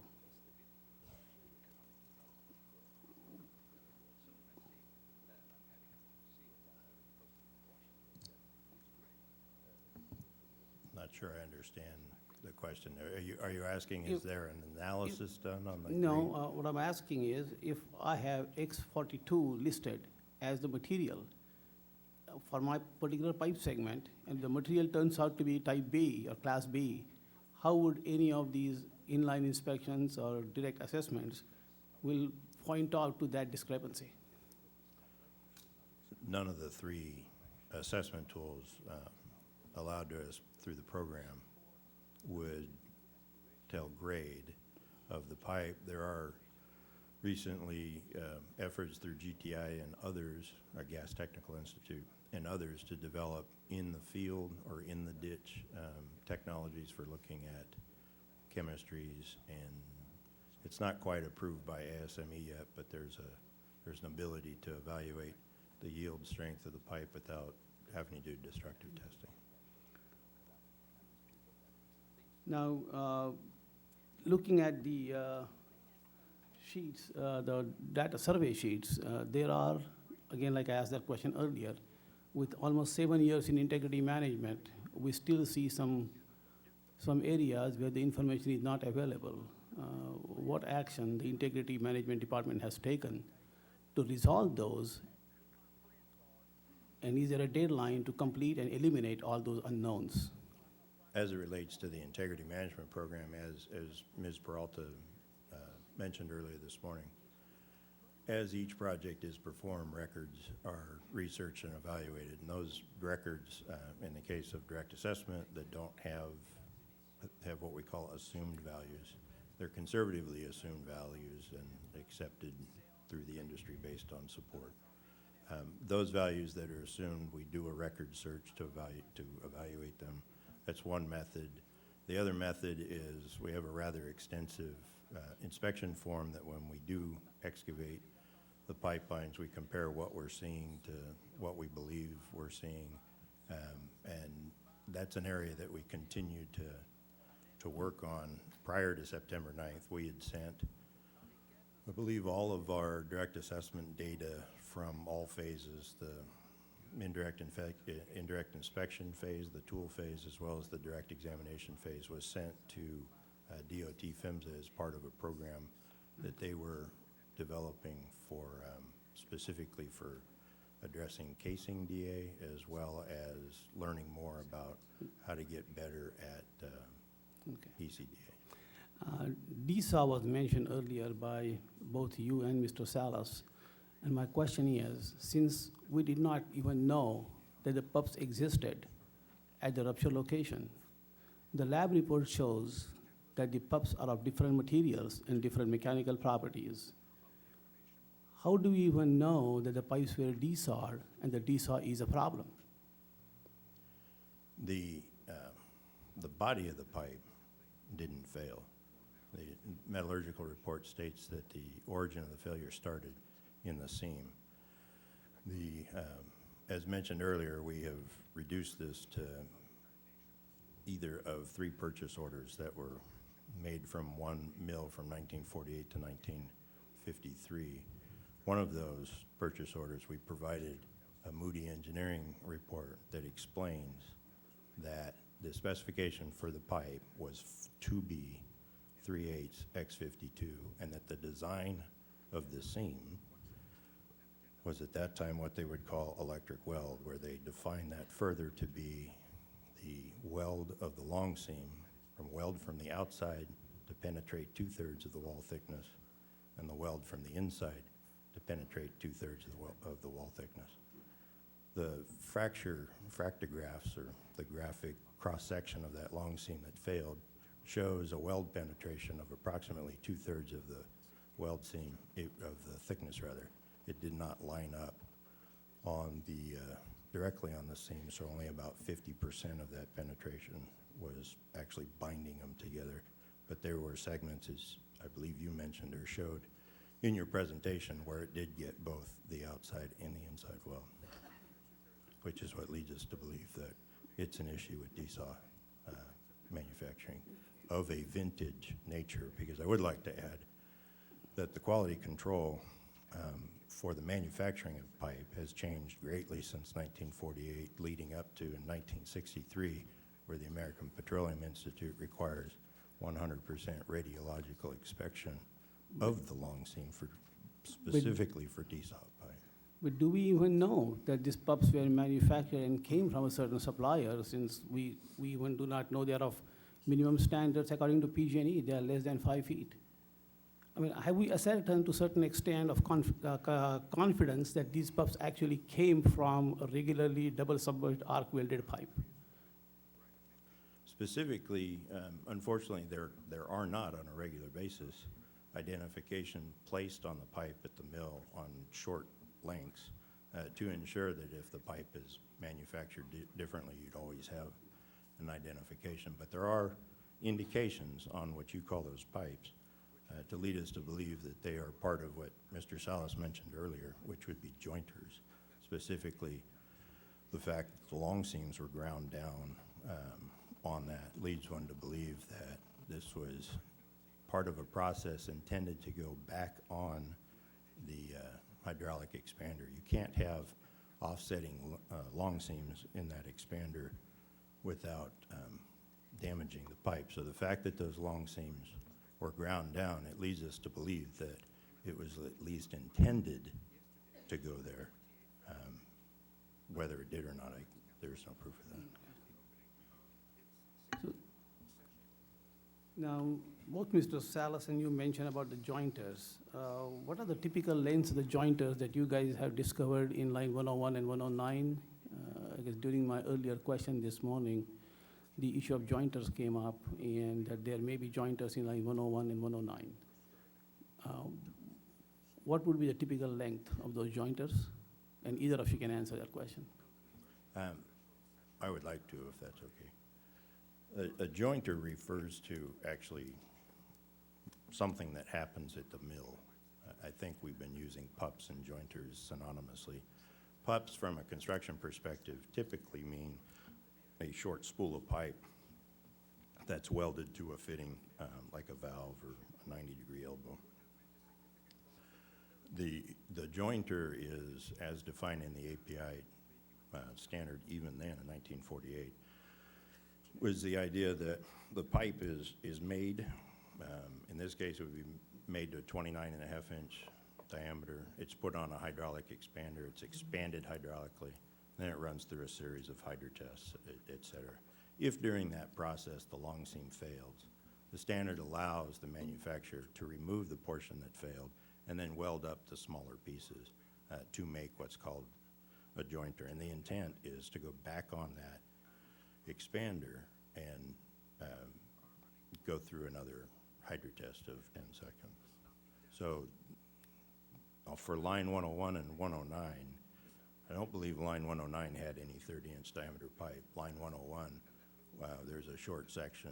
We inserted camera into it and found that all of the that there was a weld for all of the pipe. Where we saw short sections, we saw them around fittings and valves. Madam Chairman, the technical panel has concluded their questions at this time. Great, we'll take a short break. We'll reconvene at 3:30. I'm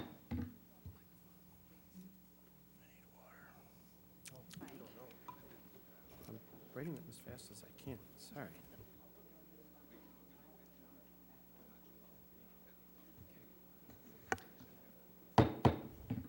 Welcome back. We'll reconvene, and we'll begin with the parties questioning of the tech panel. And again, since they're PG&E witnesses, we'll wait and let PG&E go last and do cleanup. And so this time we'll start with the City of San Bruno for questions for the tech panel. Great, thank you, Madam Chair. We have a few questions.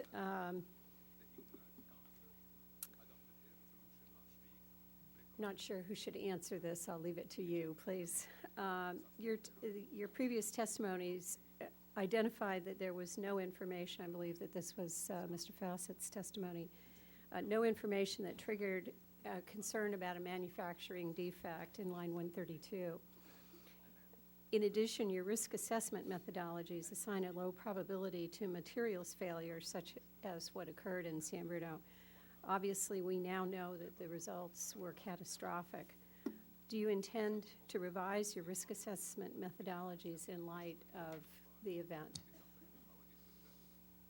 Yes, as Ms. Peralta mentioned earlier this morning, in light of this particular situation, the situation of no weld on the inside of a DSAW, we are not only just looking at that threat category, but also, as Mr. Salas mentioned, we brought in a third-party expert that's looking at our entire risk management, all of our risk management procedures.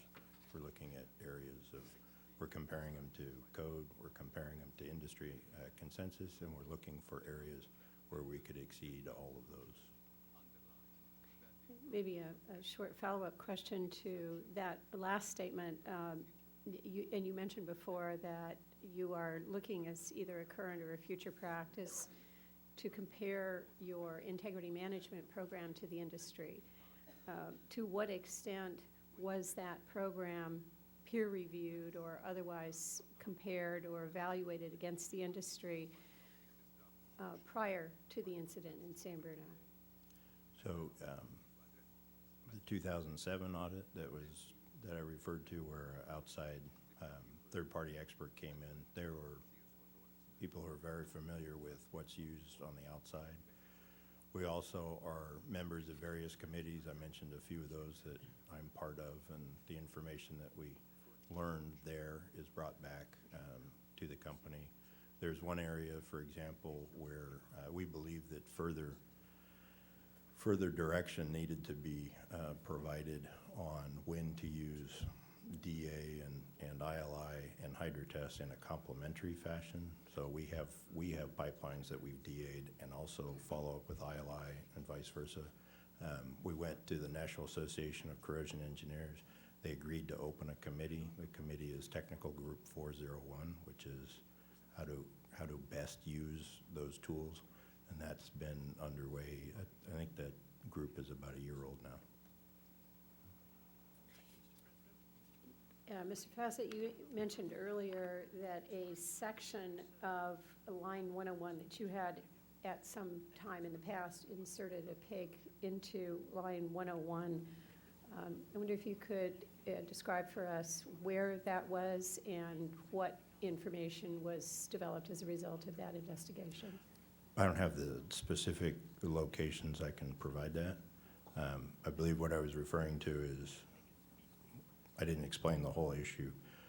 When we saw what happened with this line, we took an evaluation where we looked at all 30-inch pipe that was installed prior to 1962, and if it didn't have a strength test on it, we reduced the operating pressure by 20%, which is an industry-agreed way of doing it, supported by PHMSA. There was, I think it's somewhere between 400 to 600 feet of line 101, somewhere in the Mountain View area, where we took the line down and we put a tethered camera through it, and we saw all of the inside of the pipe, and all of that 30-inch pipe had an inside long seam, but we didn't use an inline, a swimming pig. We used a tethered camera for that.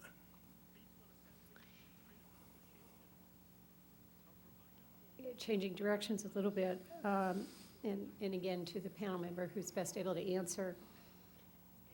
Knowing that a portion of your high-pressure gas transmission system has multiple welds and pup sections, would it be your assessment that your risk assessment methodologies have identified this as requiring greater scrutiny, particularly given that your peninsula lines are unpickable? I'll take that. I think there's a distinction that needs to be made between a pup section and a jointer, which I believe this, as mentioned earlier, is what this is. We need more information, and my understanding is the metallurgical group is doing this, to understand what were the weld materials, what was the toughness, what was the yield. There's further information that we need to understand, and I'm sure it'll come out of this as part of the analysis. Right now, we're just in the fact finding, so I'm sorry, but I think we're dependent on that at this point. My last question, and I think I'll address this to Mr. Salas. What, in your opinion, was the failure of PG&E's integrity management process to identify or predict the event that occurred in San Bruno? I'm not. We need to be careful not to get into analysis here, but maybe if you could rephrase your question and ask them for a specific factual answer.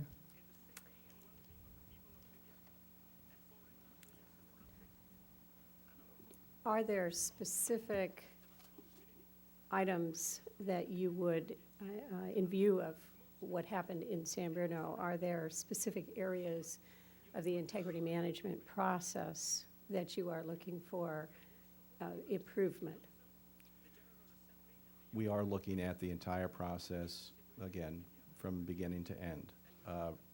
Not as a function of having anything that concludes that it was broken or wrong, but just the fact that this event occurred causes us to step back and question everything that we're doing. I think when we get the root cause analysis, we understand the full probable root cause, we can then step back and then assess whether there was something more or different that we could have or should have done. Right now, that's not apparent. Having said that, we do know we can go and benchmark our processes and procedures, our methods, and against the industry and work to improve the process, and we're doing that. Right. Thank you. Thank you, Ms. Jackson. And I know it's very hard when we're getting so close on some of these issues.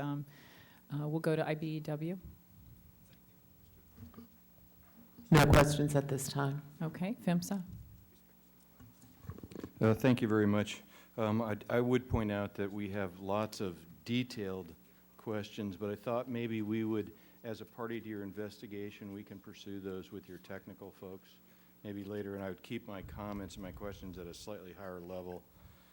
I wanted to start these. I've got a series, and if I run out of time, I'll be glad to if we get an opportunity to come back to finish it up. But first of all, I wanted to compliment the NTSB. The sort of the emergency notice on risk assessment we think was very much on the spot. And we responded quickly, as you had noted.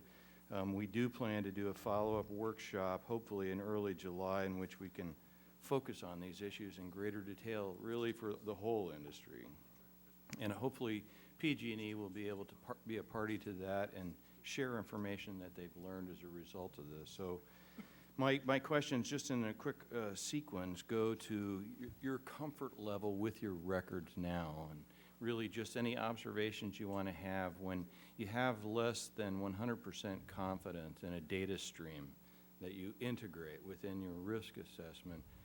What sort of level, what sort of safety factor do you think is appropriate to apply to that particular outcome? Does that make sense to you? I mean, when you have 100% confidence in all your data streams going into your integrative analysis as part of the risk assessment, you know, I think you feel a lot more comfortable going forward. So just invite that for your comment. So data improvement is an object of a huge, massive effort that we've currently been underway for some time here at the direction of the CPUC and the NTSB urgent recommendations. So we're in the process of pulling job file records that are really the working documents for managing the system that reside in a distributed fashion across the service territory.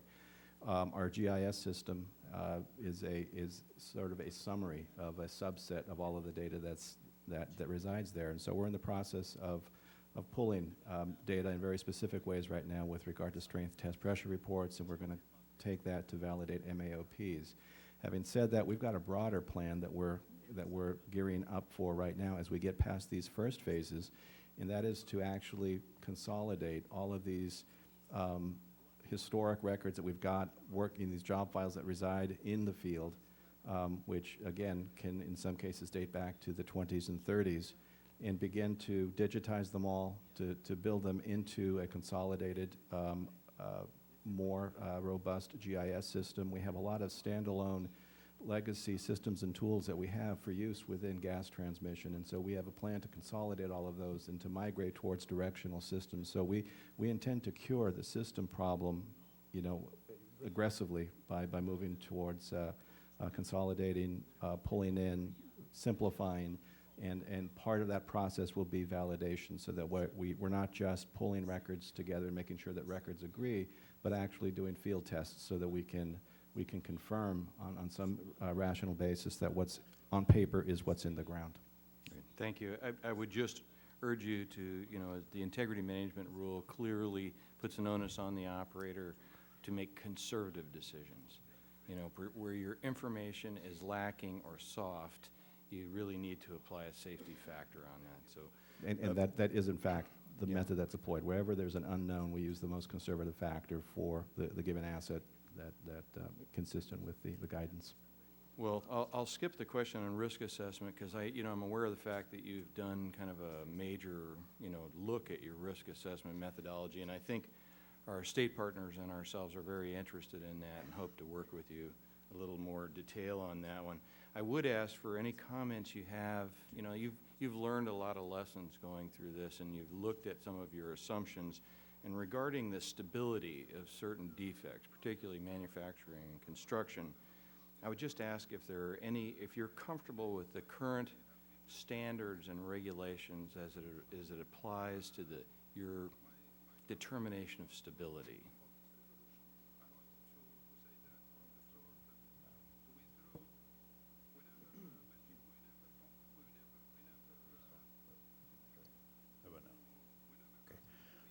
So I think the issue we're addressing, and it's in cooperation with our CPUC, for the pipeline that was established using the historical pressure, there has been no specific direction that if the MAOP of the line was established using the historical perspective, what that means relative to a stable or unstable flaw. I think that would be an area that we are looking into further, and I think it would be a good area for the industry to look into. Okay, and I'll close because I think my time is up. I would urge you I think there is additional information out there on DSAW that we all need to take a good close look at. So thank you. CPUC. Thank you, Mr. Fassett. A couple of quick questions and follow-up. One of them is, you mentioned being, I think it was surprised about a particular failure mode here, and you mentioned talking to some other folks in the industry as well who were also surprised. Can you say more about what it is about this that surprised you? And Ms. Peralta spoke to it earlier, so I'll just emphasize. I've been at this not as long as some. But in my 20 years, the D-saw long seam has always been considered as, if you're going to join a pipe on a seam, that's the most effective way of doing it. So to have one missing, as I said, not only just approximately 4 feet of weld on the inside, but closer to 12 feet because there was 3 cans, that's just a huge surprise. We've been doing a lot of research on this since. At some point after this vintage, the standard in the industry changed to where the weld on the inside was applied first and the weld on the outside was applied second. During this vintage with this manufacturer, they applied the weld on the outside first, so you could see how through a quality control program that may confuse some people. But that's what surprised me about it. Is the pipe segment that we're talking about, the one that was joined of the half a dozen pups or so, is that an unusual configuration? Is that something that you see other places? I believe it's unusual. Generally, the only time I would see, and I've been a construction supervisor, I've had welders and pipe gangs under my responsibility. Generally, you wouldn't see short pieces like that unless it was around a fitting. There was, I believe, a picture that was in one of the exhibits showing the project at the tie-in day, and there's 3 or 4 full-length pieces of pipe on the job. So why they would take short pieces of pipe and weld them up to fit that leads me to believe it didn't occur, at least in some of the cases. There's certain pieces there that probably were not welded in the field that way. Okay. Sorry, Mr. Fassett, can you repeat the last part of what you said? You trailed off a little bit. We couldn't hear you.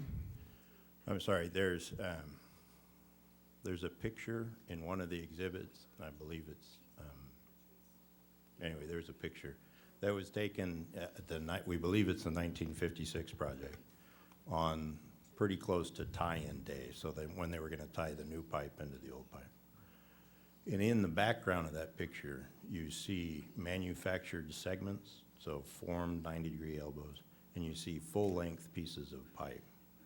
We know from the investigation that these short cans, some of them were completely square, and some of them had a miter on them. So the miter joint, the angle, was probably made in the field. But the cans that didn't, that were of square equal length, I just had a hard time believing that a welder would have taken 6 pieces of pipe and spent all that time welding them together when there was full lengths of pipe left over on the project. In my mind, if they were making up an angle, and what we know from the field reports is that each end of what's left out there is approximately the same elevation, but is off in alignment by 1.5 degrees, 1.5 degrees. There appears to have been about a 3-degree change on one end. When you look at the manufacturing report, it shows the chord lengths, the lengths of the pipe at the 3 o'clock, 9 o'clock, and 12 o'clock position. By looking at those lengths, one can determine if there was actually a miter, an angle cut in the pipe, or if it was intended to be square. And there was only 2 locations where there was any angle change needed, which would mean only 2 cans and not 6 cans. Mr. Clannon, I'm sorry for taking your time to make him repeat that, so I'll give you a couple extra minutes. All right. Thank you. Let me direct this one to Mr. Salas. Mr. Traynor walked you through some questions about the integrity management plan and how it does or should deal with manufacturer's defects that might worsen over time, and how you might take that into account. The kinds of defects that we've talked about so far, and Mr. Fassett's talked about them, are the particular kinds of design, like ERW and so on. I want to ask you to think about a different kind of defect, and that is a defect in knowledge about what's underground. Particularly from this vintage, particularly from a period before computer records, when maybe your information is poor, at least in some areas, and we know in this area.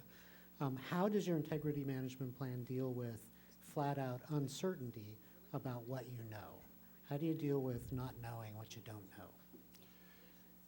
My understanding is there is a method for dealing with lack of information, and again, it's a conservative value that's placed in. I think what then needs to be done, and again, the experts are sitting next to me with regard to the program, is that we would need to have, based on the criticality of the attribute or aspect or data field that was missing, some set of steps taken to determine physically in the field what the real case is, and having the process and the methodology and the follow-up to ensure that we're doing, whether it's an excavation, a record search, a sample, whatever the mechanism would be, that we have a process that's defined based on the need to ascertain what's in the ground. And finally, I think I'm probably out of time now, but I wanted to just raise an issue to see whether anyone else wants to pick it up, and that is whether there are potential threats that are specifically associated with aging pipelines. With pipelines of this vintage of the 50s and 60s, I think that about half of your existing today pipeline system was installed during the 50s and 60s. And Mr. Traynor began this line of questioning, but I'm curious to know whether you think that there are particular issues just associated with the aging of the infrastructure. I have an opinion. It's probably not going to be terribly popular from an industry standpoint. I think our historical thinking as it relates to asset age has been it's really not much about age, as much about age as it is about the condition of the asset, and it's really understanding the life of that asset and having that be the basis for how you treat it.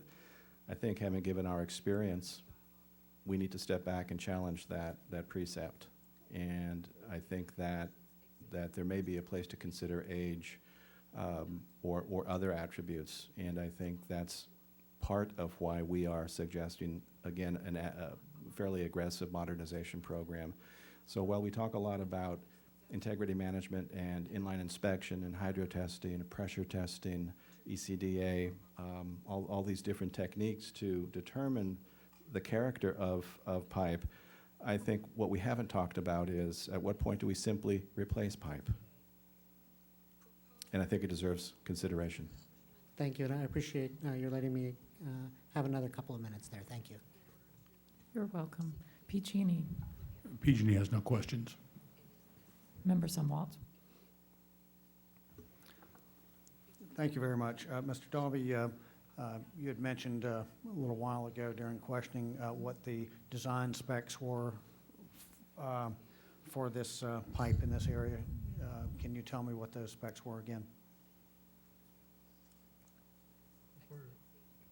Segment 180? Actually, I guess it was not you. It was Mr. Who was it that said the specs? I guess it was Mr. Fassett. Specifically what I referenced was the information that we've provided about the 3 purchase orders of pipe. One of those purchase orders had with it, or we sent in with it, a report from Moody Engineering, which was then a third-party quality assurance specializing in mill inspection. They are today also. In that report, it called out the design of that pipe to be 3/8 wall, 0.375, 52,000 yield, double submerged, arc welded with a hot applied asphalt coating, which would be put on after the manufacturing of the pipe. That particular purchase order was cut about, I think it was 6 months or so after the first purchase order, the 1948 pipe. So we have reason to believe that the process used then would have been the process that was used on the earlier pipe. In that discussion of the long seam, it not only mentioned that it was, back then they called them electric welded or electric fusion welded. Today we'd call that submerged arc welded. But it specifically described that the design requirements for the long seam weld was to have an outside weld whereby the fusion would penetrate 2/3 of the wall thickness of the pipe, and an inside weld that would do the same thing, so you would have overlapping of the 2 welds, increasing the strength and fusion on that. So by today's standards, we would refer to that as a DSAW, is that correct? That would be the colloquial term. I don't believe the code actually differentiates between, and they call it submerged arc welded. but Okay. Yes, I'm sorry. Thank you. And it's double submerged because it's welded from the outside and from the inside. That's what the double part of that means, correct? Yes, sir. So if that's what the design specs call for, why was there confusion in the PG&E records concerning this being unseamed pipe or seamless pipe? As Mr. Dobbin described earlier this morning, there was an accounting voucher was used. The slide that was put up there, and I'm sorry, I don't remember which one it was, otherwise I'd ask for it to come up, showed that there was an accounting code, the material code, which called out essentially what I just said, X52 DSAW. But the description that was typed manual at the time was one of seamless.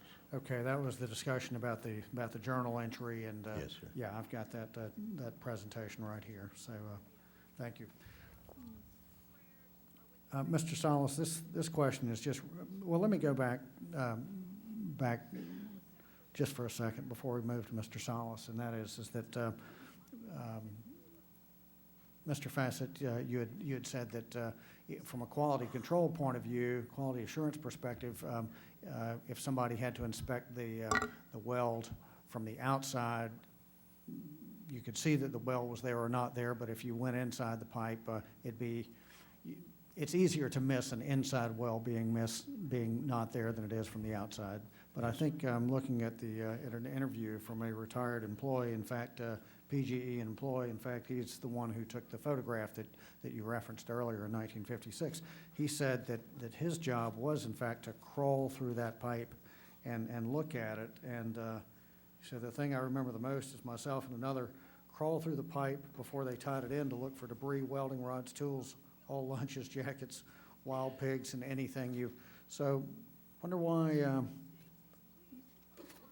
this got missed. So his purpose was to crawl through and look for those things, typically on the bottom of the pipe. I believe there's also discussion in that transcript where they say, did you look for the long seam? And he said, I was in a pipe, my head was down. All I could look at was at the feet. That's significant because when we weld up pipes, it's been for years the standard to put the long seam weld at the 10 and 2 position is typical for a pipeline. So that's, if he's looking at the bottom of the pipe, that may explain why. Okay, good. Thank you. Member Weiner.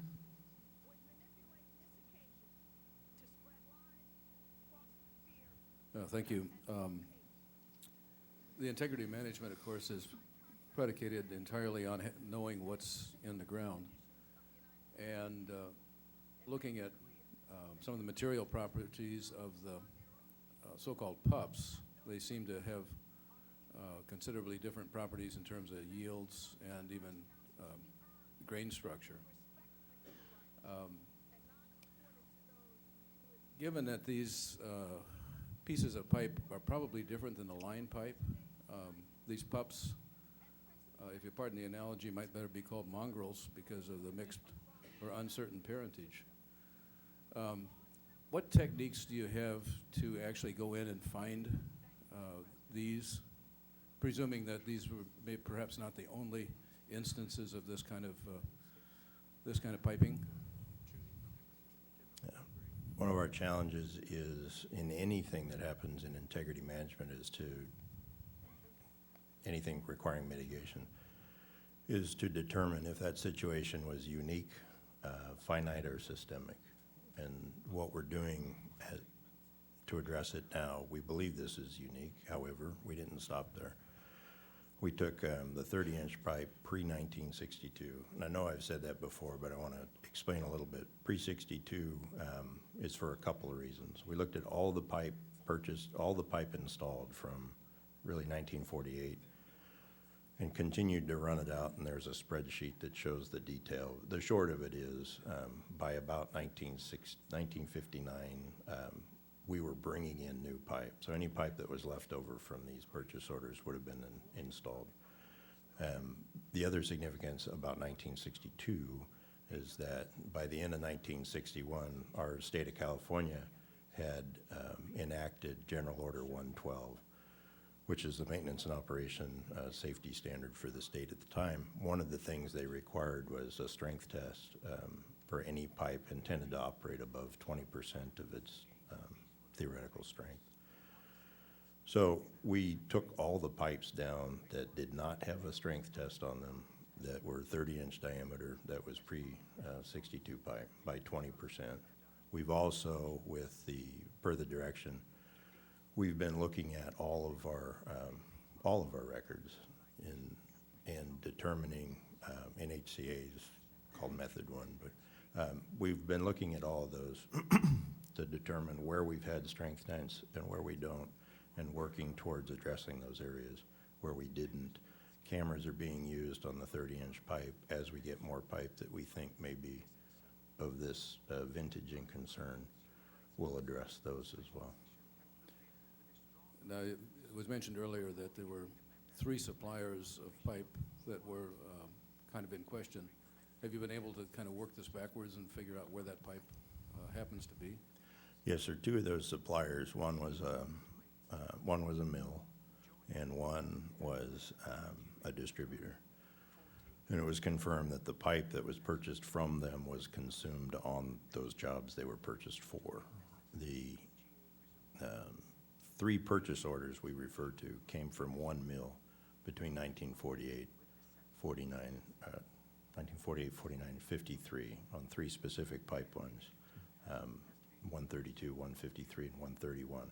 Both of those pipelines have had the pressure reduced by 20%, and we've had getting permits, and we're doing efforts to get inside of them.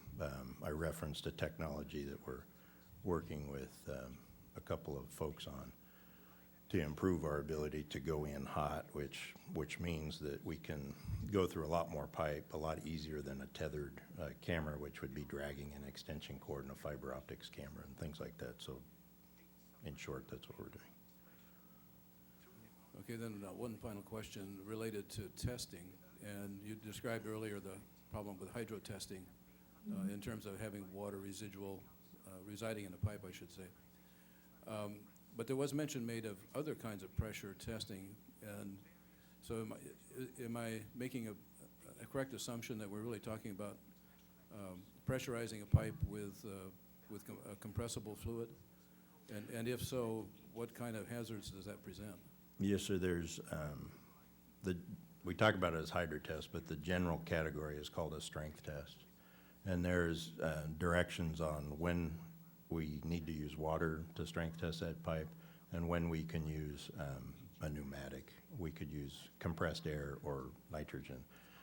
There's restrictions on that because if you increase the pressure on a pipeline using a non-compressible fluid, water, then when the pipe fails, the energy is dissipated out through the water. And any crack or any flaw that's created by that is arrested quicker. If you use a pneumatic, you have to get the pressure down so that flaw may run farther. So there are restrictions on when you can use pneumatics, and for the most part, we tend to use water. There's issues with perhaps a vintage bridge that's been around a long time. We're not sure we want to put a lot of water on that bridge. There's issues associated with those kinds of things. Thank you. If I might add, I think the other concern that we had is the potential with regard to hydro testing for activating a latent defect. And so we could, in fact, create an at-risk situation that wouldn't be visible to us, and thus we think that the test methodology that's selected really needs to be tuned to the pipe in question as opposed to a blanket policy with regard to how to prove pipe. Member Rosekind. For the whole panel, I'm curious how you measure the success or effectiveness of your integrity management program. A lot of times with processes, it's the number of inspections that are done, et cetera. How do you know it's working? What concrete metrics are used to determine whether the program's effective or not? I could try to address that from the inline inspection program perspective, because on every inline inspection that's performed, we do calibration digs based on information that we receive from our inline inspection vendor, and then we compare the results that we obtain from those field inspections to what the vendor predicted, and we have specific forms that are filled out as part of the process to confirm that the results are matched within the tool tolerance range that we're basically the service we're purchasing. Other metrics? In regards, I think Mr. Fassett indicated earlier. Again, and I'm talking broadly about the program. You know, some of these are very clear Right. calibrations, et cetera, and that's why I'm trying to get a feel, because the program covers so many different elements. How do you know what's working for you? I think Member Rosekind, you raised a really good point, and it's a point that I think we need to pursue. There isn't what I would consider a large, kind of a single macro index or a way to frame all the individual mechanisms that we would use to test effectiveness in some integrated, holistic fashion, and I think that's worthy of us pursuing further. We look at it in a number of different ways, in a number of different facets, but we haven't got kind of the definitive, integrated, metric. And an integrated management program didn't exist in 1956. So short of somebody, and maybe this was part of the procedure, just walking through or crawling through the pipe, what would have been the quality assurance sort of process, especially when this pipe was moved, that should have or would have been gone through just to make sure the integrity of the pipe was appropriate? There were various guidelines at the time. There was the American Society of Mechanical Engineers in 1955. That was the first time that strength testing was recommended, but that was for pipelines that were intended to operate over 30%. 1962, that was changed to pipelines that were intended to operate over 20%. There was some x-raying of girth welds. Could you pull the microphone just a little closer to you? I'm sorry. So there was a guideline that says you should x-ray, for example, your girth weld, the circumferential welder on the top, and the sampling frequency was given as the minimum was 1 in 100 joints. We have records from the 1948 project that purchased this pipeline where they were sampling at a 10% rate using x-ray of the girth welds. There were tests, air tests that were done on them, but typically they were done at around 100 pounds or a little higher because they were looking more for leaks than they were to strength test the fabrication of the pipe. At that time, the quality assurance on the pipe itself was a hydro test at the mill. Between 48 and 53, the API, American Petroleum Institute, was calling for an 85% test for 5 seconds. PG&E called for a 90% test for 10 seconds, and it's called the hammer test. They would hit the long seam with a 2-pound hammer during that 10-second test. And do you have records showing that those quality assurance procedures in place at that time were actually conducted when this pipe was moved? The Moody engineering report I referred to associated with the second purchase order for the construction of line 153 recognizes that was done. And when you get a Moody engineering report, when they sign it, they are certifying that the specifications were met. So you don't get the results of those tests per se, you just got somebody signing off that it met our requirements? There's portions of it. I don't recall seeing a list of strength tests. There is a list of what pipes failed, how many joints they didn't pass. There's a list of the chemistries taken from each of the batches. There's yield strengths and other things like that that are reported in that report. Great, thank you. Vice Chairman. Thank you. Just to follow up on my question for the operations panel about where pigs come from, and Mr. Salas helped out with that answer, and I think you other two heard that answer. So again, the question of where do pigs come from, and how much do you know about where these specific pigs came from? the pups? I or- think we mean I'm pups. sorry. We're getting our You're animals right. confused here. Sorry. A little fatigue here, and maybe I'm hungry too, so I'm thinking the pups is what I'm talking, not the mongrels, we might say, okay. And that was what I was explaining a little bit with Mr. Ravi Chatre earlier. So there's a couple of places you can see short pieces of pipe. The most likely places are in the field construction near a valve, because we want to, at a valve, it's called typically a back welded joint. When we go in, the thing we're worried about with valves is we don't want any of the product from the weld of the circumferential welding process, the girth welds. We don't want any of those pieces to bounce around and lay themselves up against the valve, because it would prohibit the valve from closing correctly. So we call for short sections of pipe that would be at least 2 diameters long, so that if any of that happened, it wouldn't roll into the valve. The valve is protected, and then it's back welded, and then it's outside welded. That's typically where we see that, or for a 90-degree elbow or 45, that kind of thing.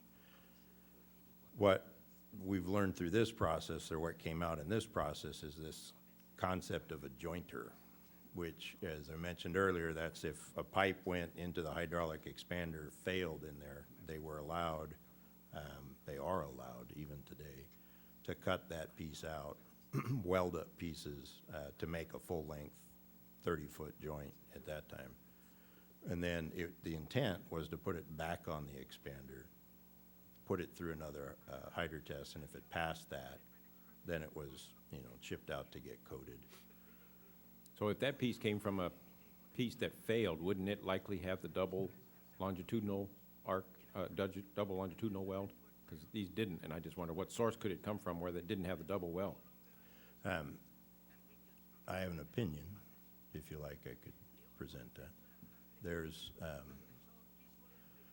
We know there's a couple things about this. One, that we believe it was intended to go back on the expander, as I mentioned earlier, because the long seams were ground down. The expander has in it, there's what's called a relief or a groove, where you would line up the groove of the long seam in that expander, so that when the pipe got expanded out to it, the groove, the cap, the long seam weld, would go up into that groove, and then the rest of the pipe is expanded out against the shell, giving the correct diameter. If that cap isn't in the groove, then as it expanded out, the pipe would be deformed, because the cap would be deforming it. So we believe it's intended to go back, because when you weld these short pieces up, you don't weld the seams in line, you weld them offline intentionally. So if you were to put that in without the caps being ground down, they would get deformed. The other thing that we know, and this is speculation, we just understand it from the way mills work, is my understanding is it would not be out of the ordinary for them to have taken sheets of plate that had been trimmed off for whatever reason and roll them into short sections to be used as templates to set up equipment, which may have been just a process of, I need a piece of pipe to set it up, to set the diameters, or to get the weld right, or that kind of thing. Again, it's speculation. Those cans may have been laying around and they used them. We know from the reports that there was a lot of demand on 30-inch double submerged arc welded pipe in 1948 and 49. There was a delay of the order by 3 months because of the demand. They were pulling plate from wherever they could find it. It's just speculation. Thank you. Maybe to follow up on that question, since the Vice Chairman just asked,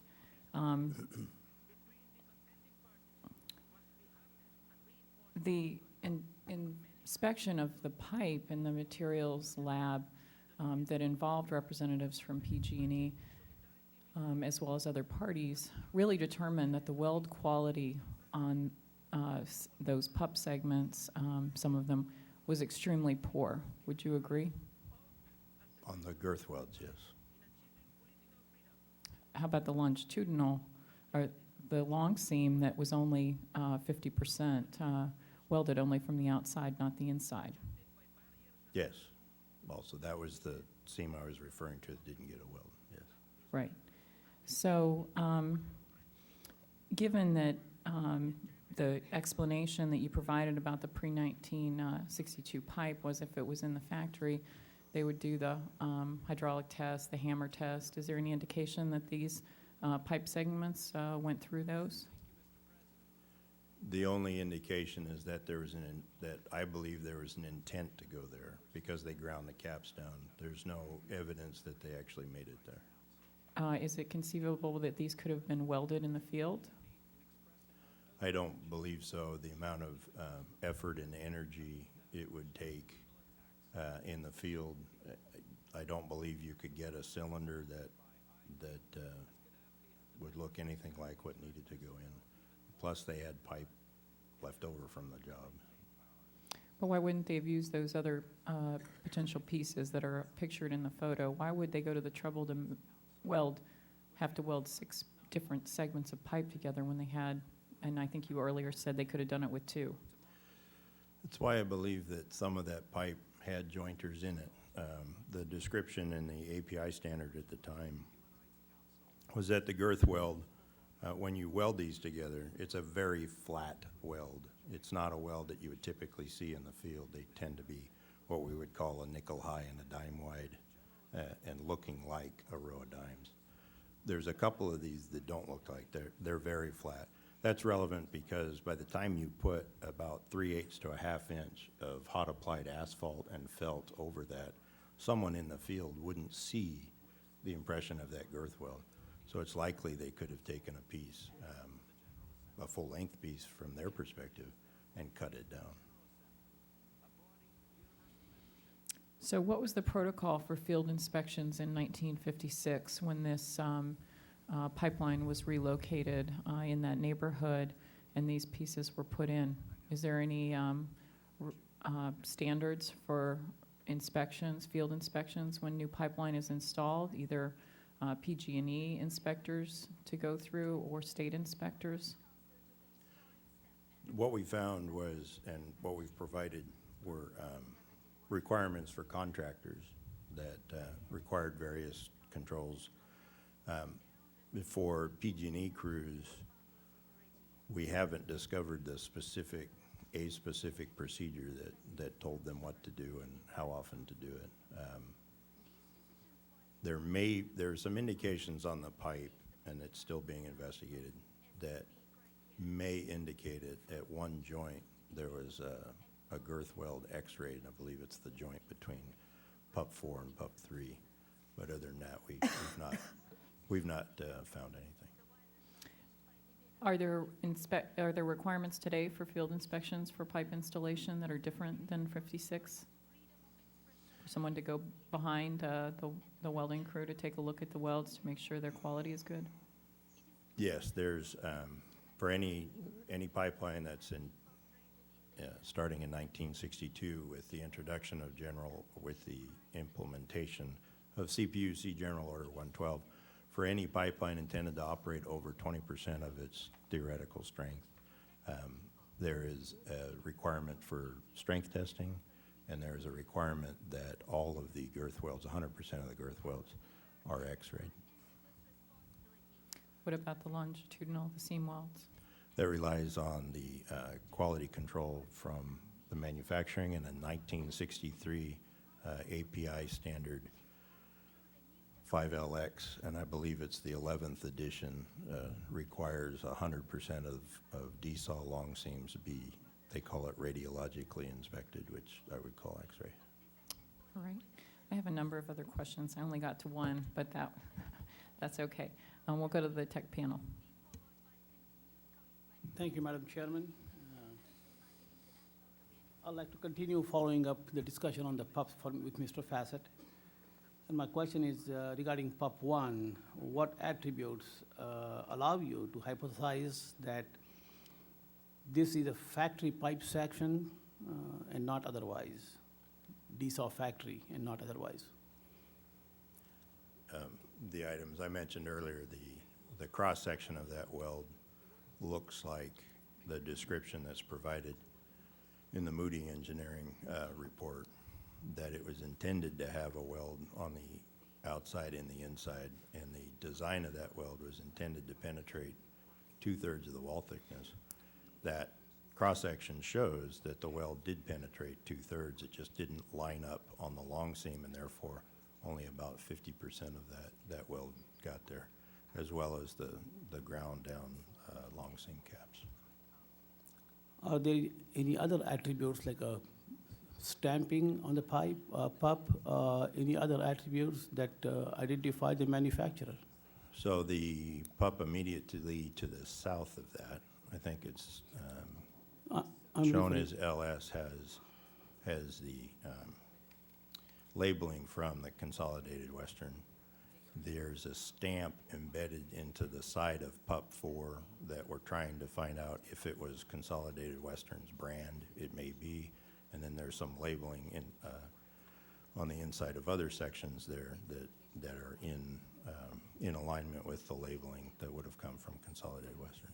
And did the lab find defects like the ruptured pup in those 3 pups that you identified in the seam weld? PUP 4, yes, they said that there was a repaired long seam on the inside of it. No, the other 2 pups you mentioned had a stamp that were DSAW. The brand I was referring to is in PUP 4, and PUP 4 is described as having a hand-applied arc welded repair or long seam on the inside of it. And does it identify the manufacturer? We've asked for further research to understand if that's the brand we're looking for, and my understanding is it's still under investigation. But does that PUP 4 had any manufacturer stamp on it that identifies the manufacturer? There is a stamp on it that meets the description of how brands were made by Consolidated Western. Comes from the 1998, I believe, ASME report on the history of pipe manufacturing, and we have been researching to see whether that's the brand Consolidated Western used. Consolidated Western was absorbed by another mill in, I believe, 1956. But nothing has been confirmed yet. Is that correct? My understanding is it's still being researched through the metallurgical Now, the group. metallurgical lab report, which PG&E has a copy of, indicates that PUP 1 has yield strength lower than the specification, and the sulfide stringers or grains, if I may, oriented at 90 degrees to the pipe dimension. How does that compare with the manufactured pipe? So typically when a 30-inch or 30-foot long pipe is made, you have a plate that's longer than 30 feet.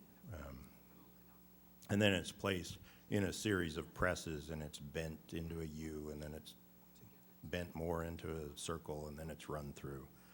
So the orientation of those grains through that process would be lengthwise. You would expect them to go the 30-foot length. The orientation of the grains in PUP 1 were going the other direction, which is more an indication that somebody may have taken some plate, and again, they're trying to use as much plate wherever they could. A plate that may have had a defect in it that they had to shear off, and they took that plate and they then rolled it. Essentially, the longest section would have to be 7 foot 10 inches long to make a 30-inch OD pipe. They then bent it, the 4-degree axis, or the 4-foot section, they U'd it and then rolled it. So the grain structure would be going opposite of. So is it reasonable then to say that that somebody is not consolidated? It's reasonable to say that Consolidated was using that. My speculation was, I believe we know that they've used short pieces of pipe that they've made to set up equipment because they wouldn't want to get the settings wrong and destroy a full piece of pipe. So they'd use short pipes, but it's, as I said, it's speculation, and I believe it's still being researched by the maker. I realize my time is coming up. I'll ask you a last question. In this whole discussion of PUP, and I only made few notes, you must have used the word "I believe" or "it's hard to believe," or "I don't understand." Probably, if not every sentence, every other sentence. And my concern is, how does strong belief support contention that maybe we have a DSAW welding problem here? I mean, we don't really have any confirmatory facts, and is PG&E doing something to provide those facts, or we are just drawing this conclusion based on beliefs? We're waiting for the root cause to come from the NTSB investigation. That should tell us what the specific issue is. We didn't want to not do anything, so we're taking our best effort using the information we have and trying to mitigate the concern. But correct, we don't have a root cause yet, and when we do, then we'll look at what we did and determine if that was enough or we need to do more.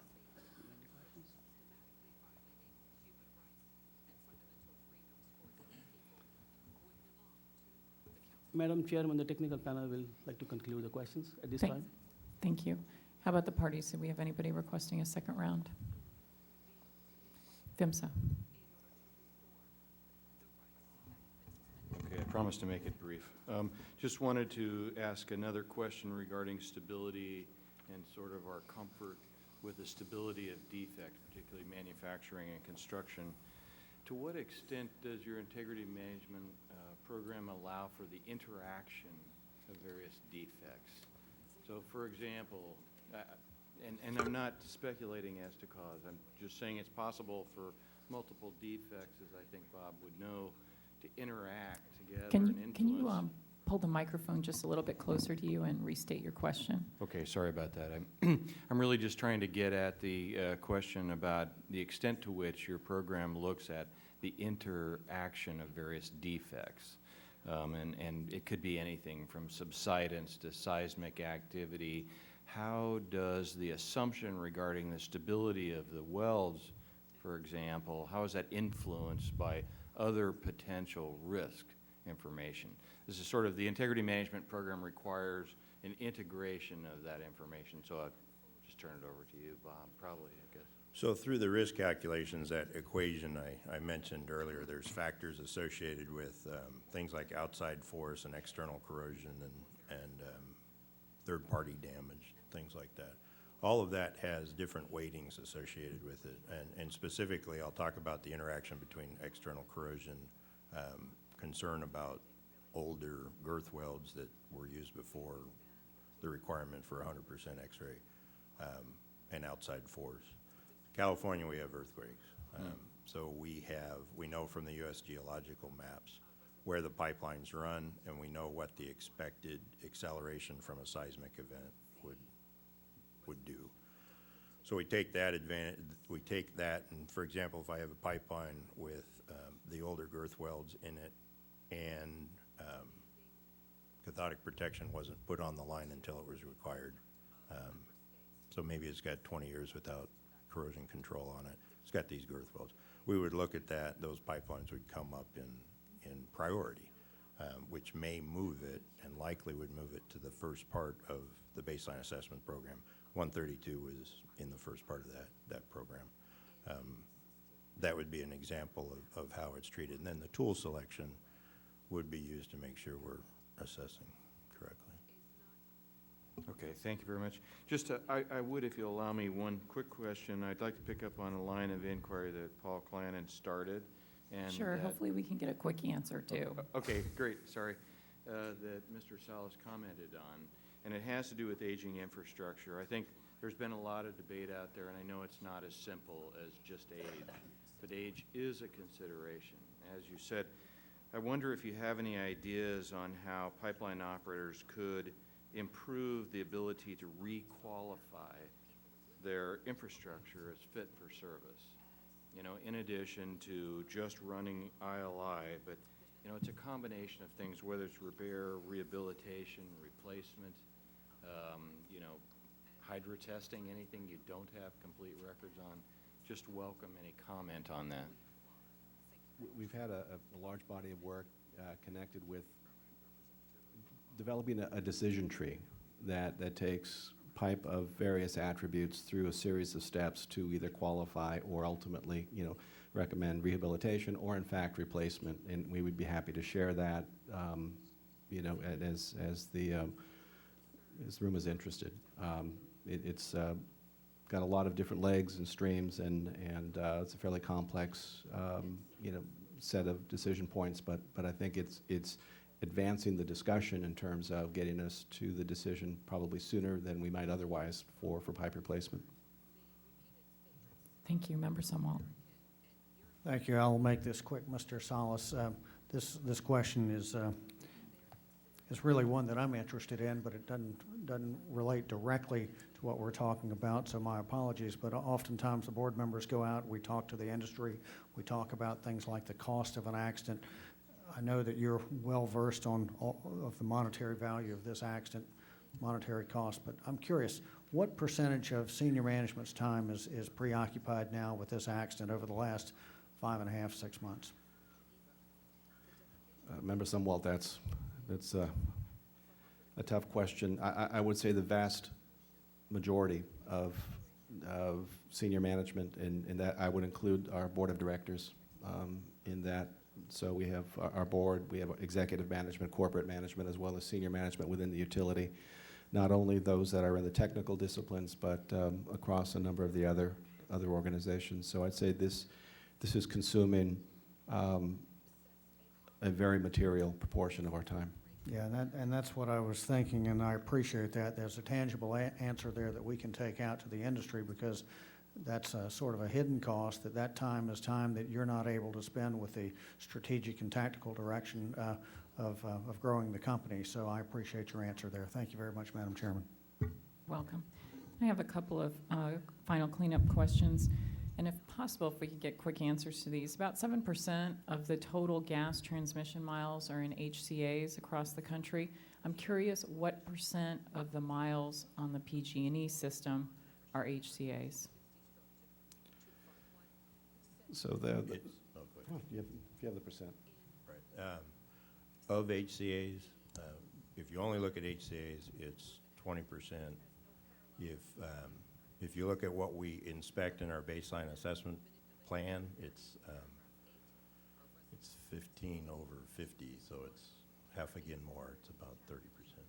I'm sorry, can you just speak up at the end there? 20% are HCAs and? So we're required to file a baseline assessment plan of all the mileage. That's 1,500 miles. The HCAs within that is 1,000 miles. The 1,500 miles, which is all the pipe we would assess in our baseline assessment plan, represents 30% of our transmission.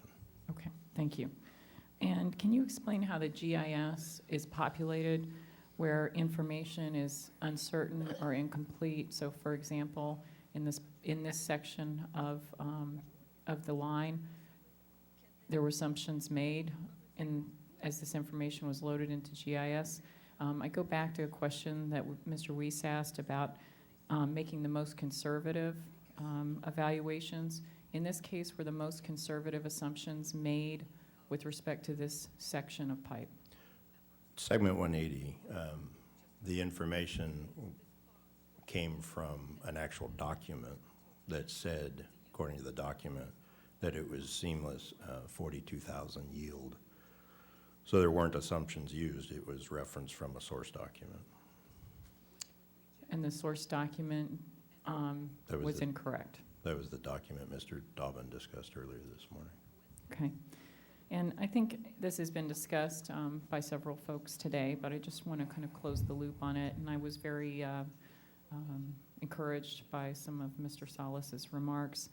Mr. Fassett, you talked about pipeline standards being improved in 1962, and we heard about pressure testing requirements in the early 1970s.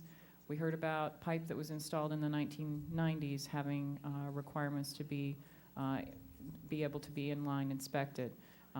We heard about cathodic protection that's been added. And so I think that rhetorically we can see that each of these actions over the years have been an additional layer of safety, whether it's on the manufactured product, the inspection of the product, maintenance of the product. All of those are layers that have been added on. Is there any correlation on your system? I'm not asking you to speak about nationwide, but on PG&E, is there any correlation between leaks and the age of the pipe? There is a correlation between leaks and corrosion.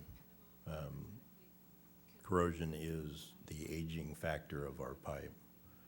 So yes, there is a correlation. Okay. And we know that the primary cause of most releases is third-party damage. But following behind that is corrosion. Correct. And so there is a link, a correlation between corrosion and leaks and the age of the pipe. Right. So if you're seeing a trend down in leaks, Okay. And is there a correlation between ruptures and the age of the pipe? Not just leaks, but major events where you're going to have an explosive release of gas? there is, I pause because I'm stuck in the old paradigm where corrosion is the time-dependent portion of it. Okay, so it'll go back to corrosion again. Relative to corrosion, but most ruptures are associated with third-party damage. Yep, but this one is not, we're not seeing the hallmarks of third-party damage in this event, nor are we seeing primary indicators that lead us to corrosion. If you were to call this manufacturing, that's a very small percentage of why pipelines rupture. Is there a correlation between manufacturing defects and age? If they become unstable and they're associated with a lot of cyclic fatigue, then the more you cycle the pipe, the less time you have before it fails. Okay, very good. Thank you all so much for a very productive day.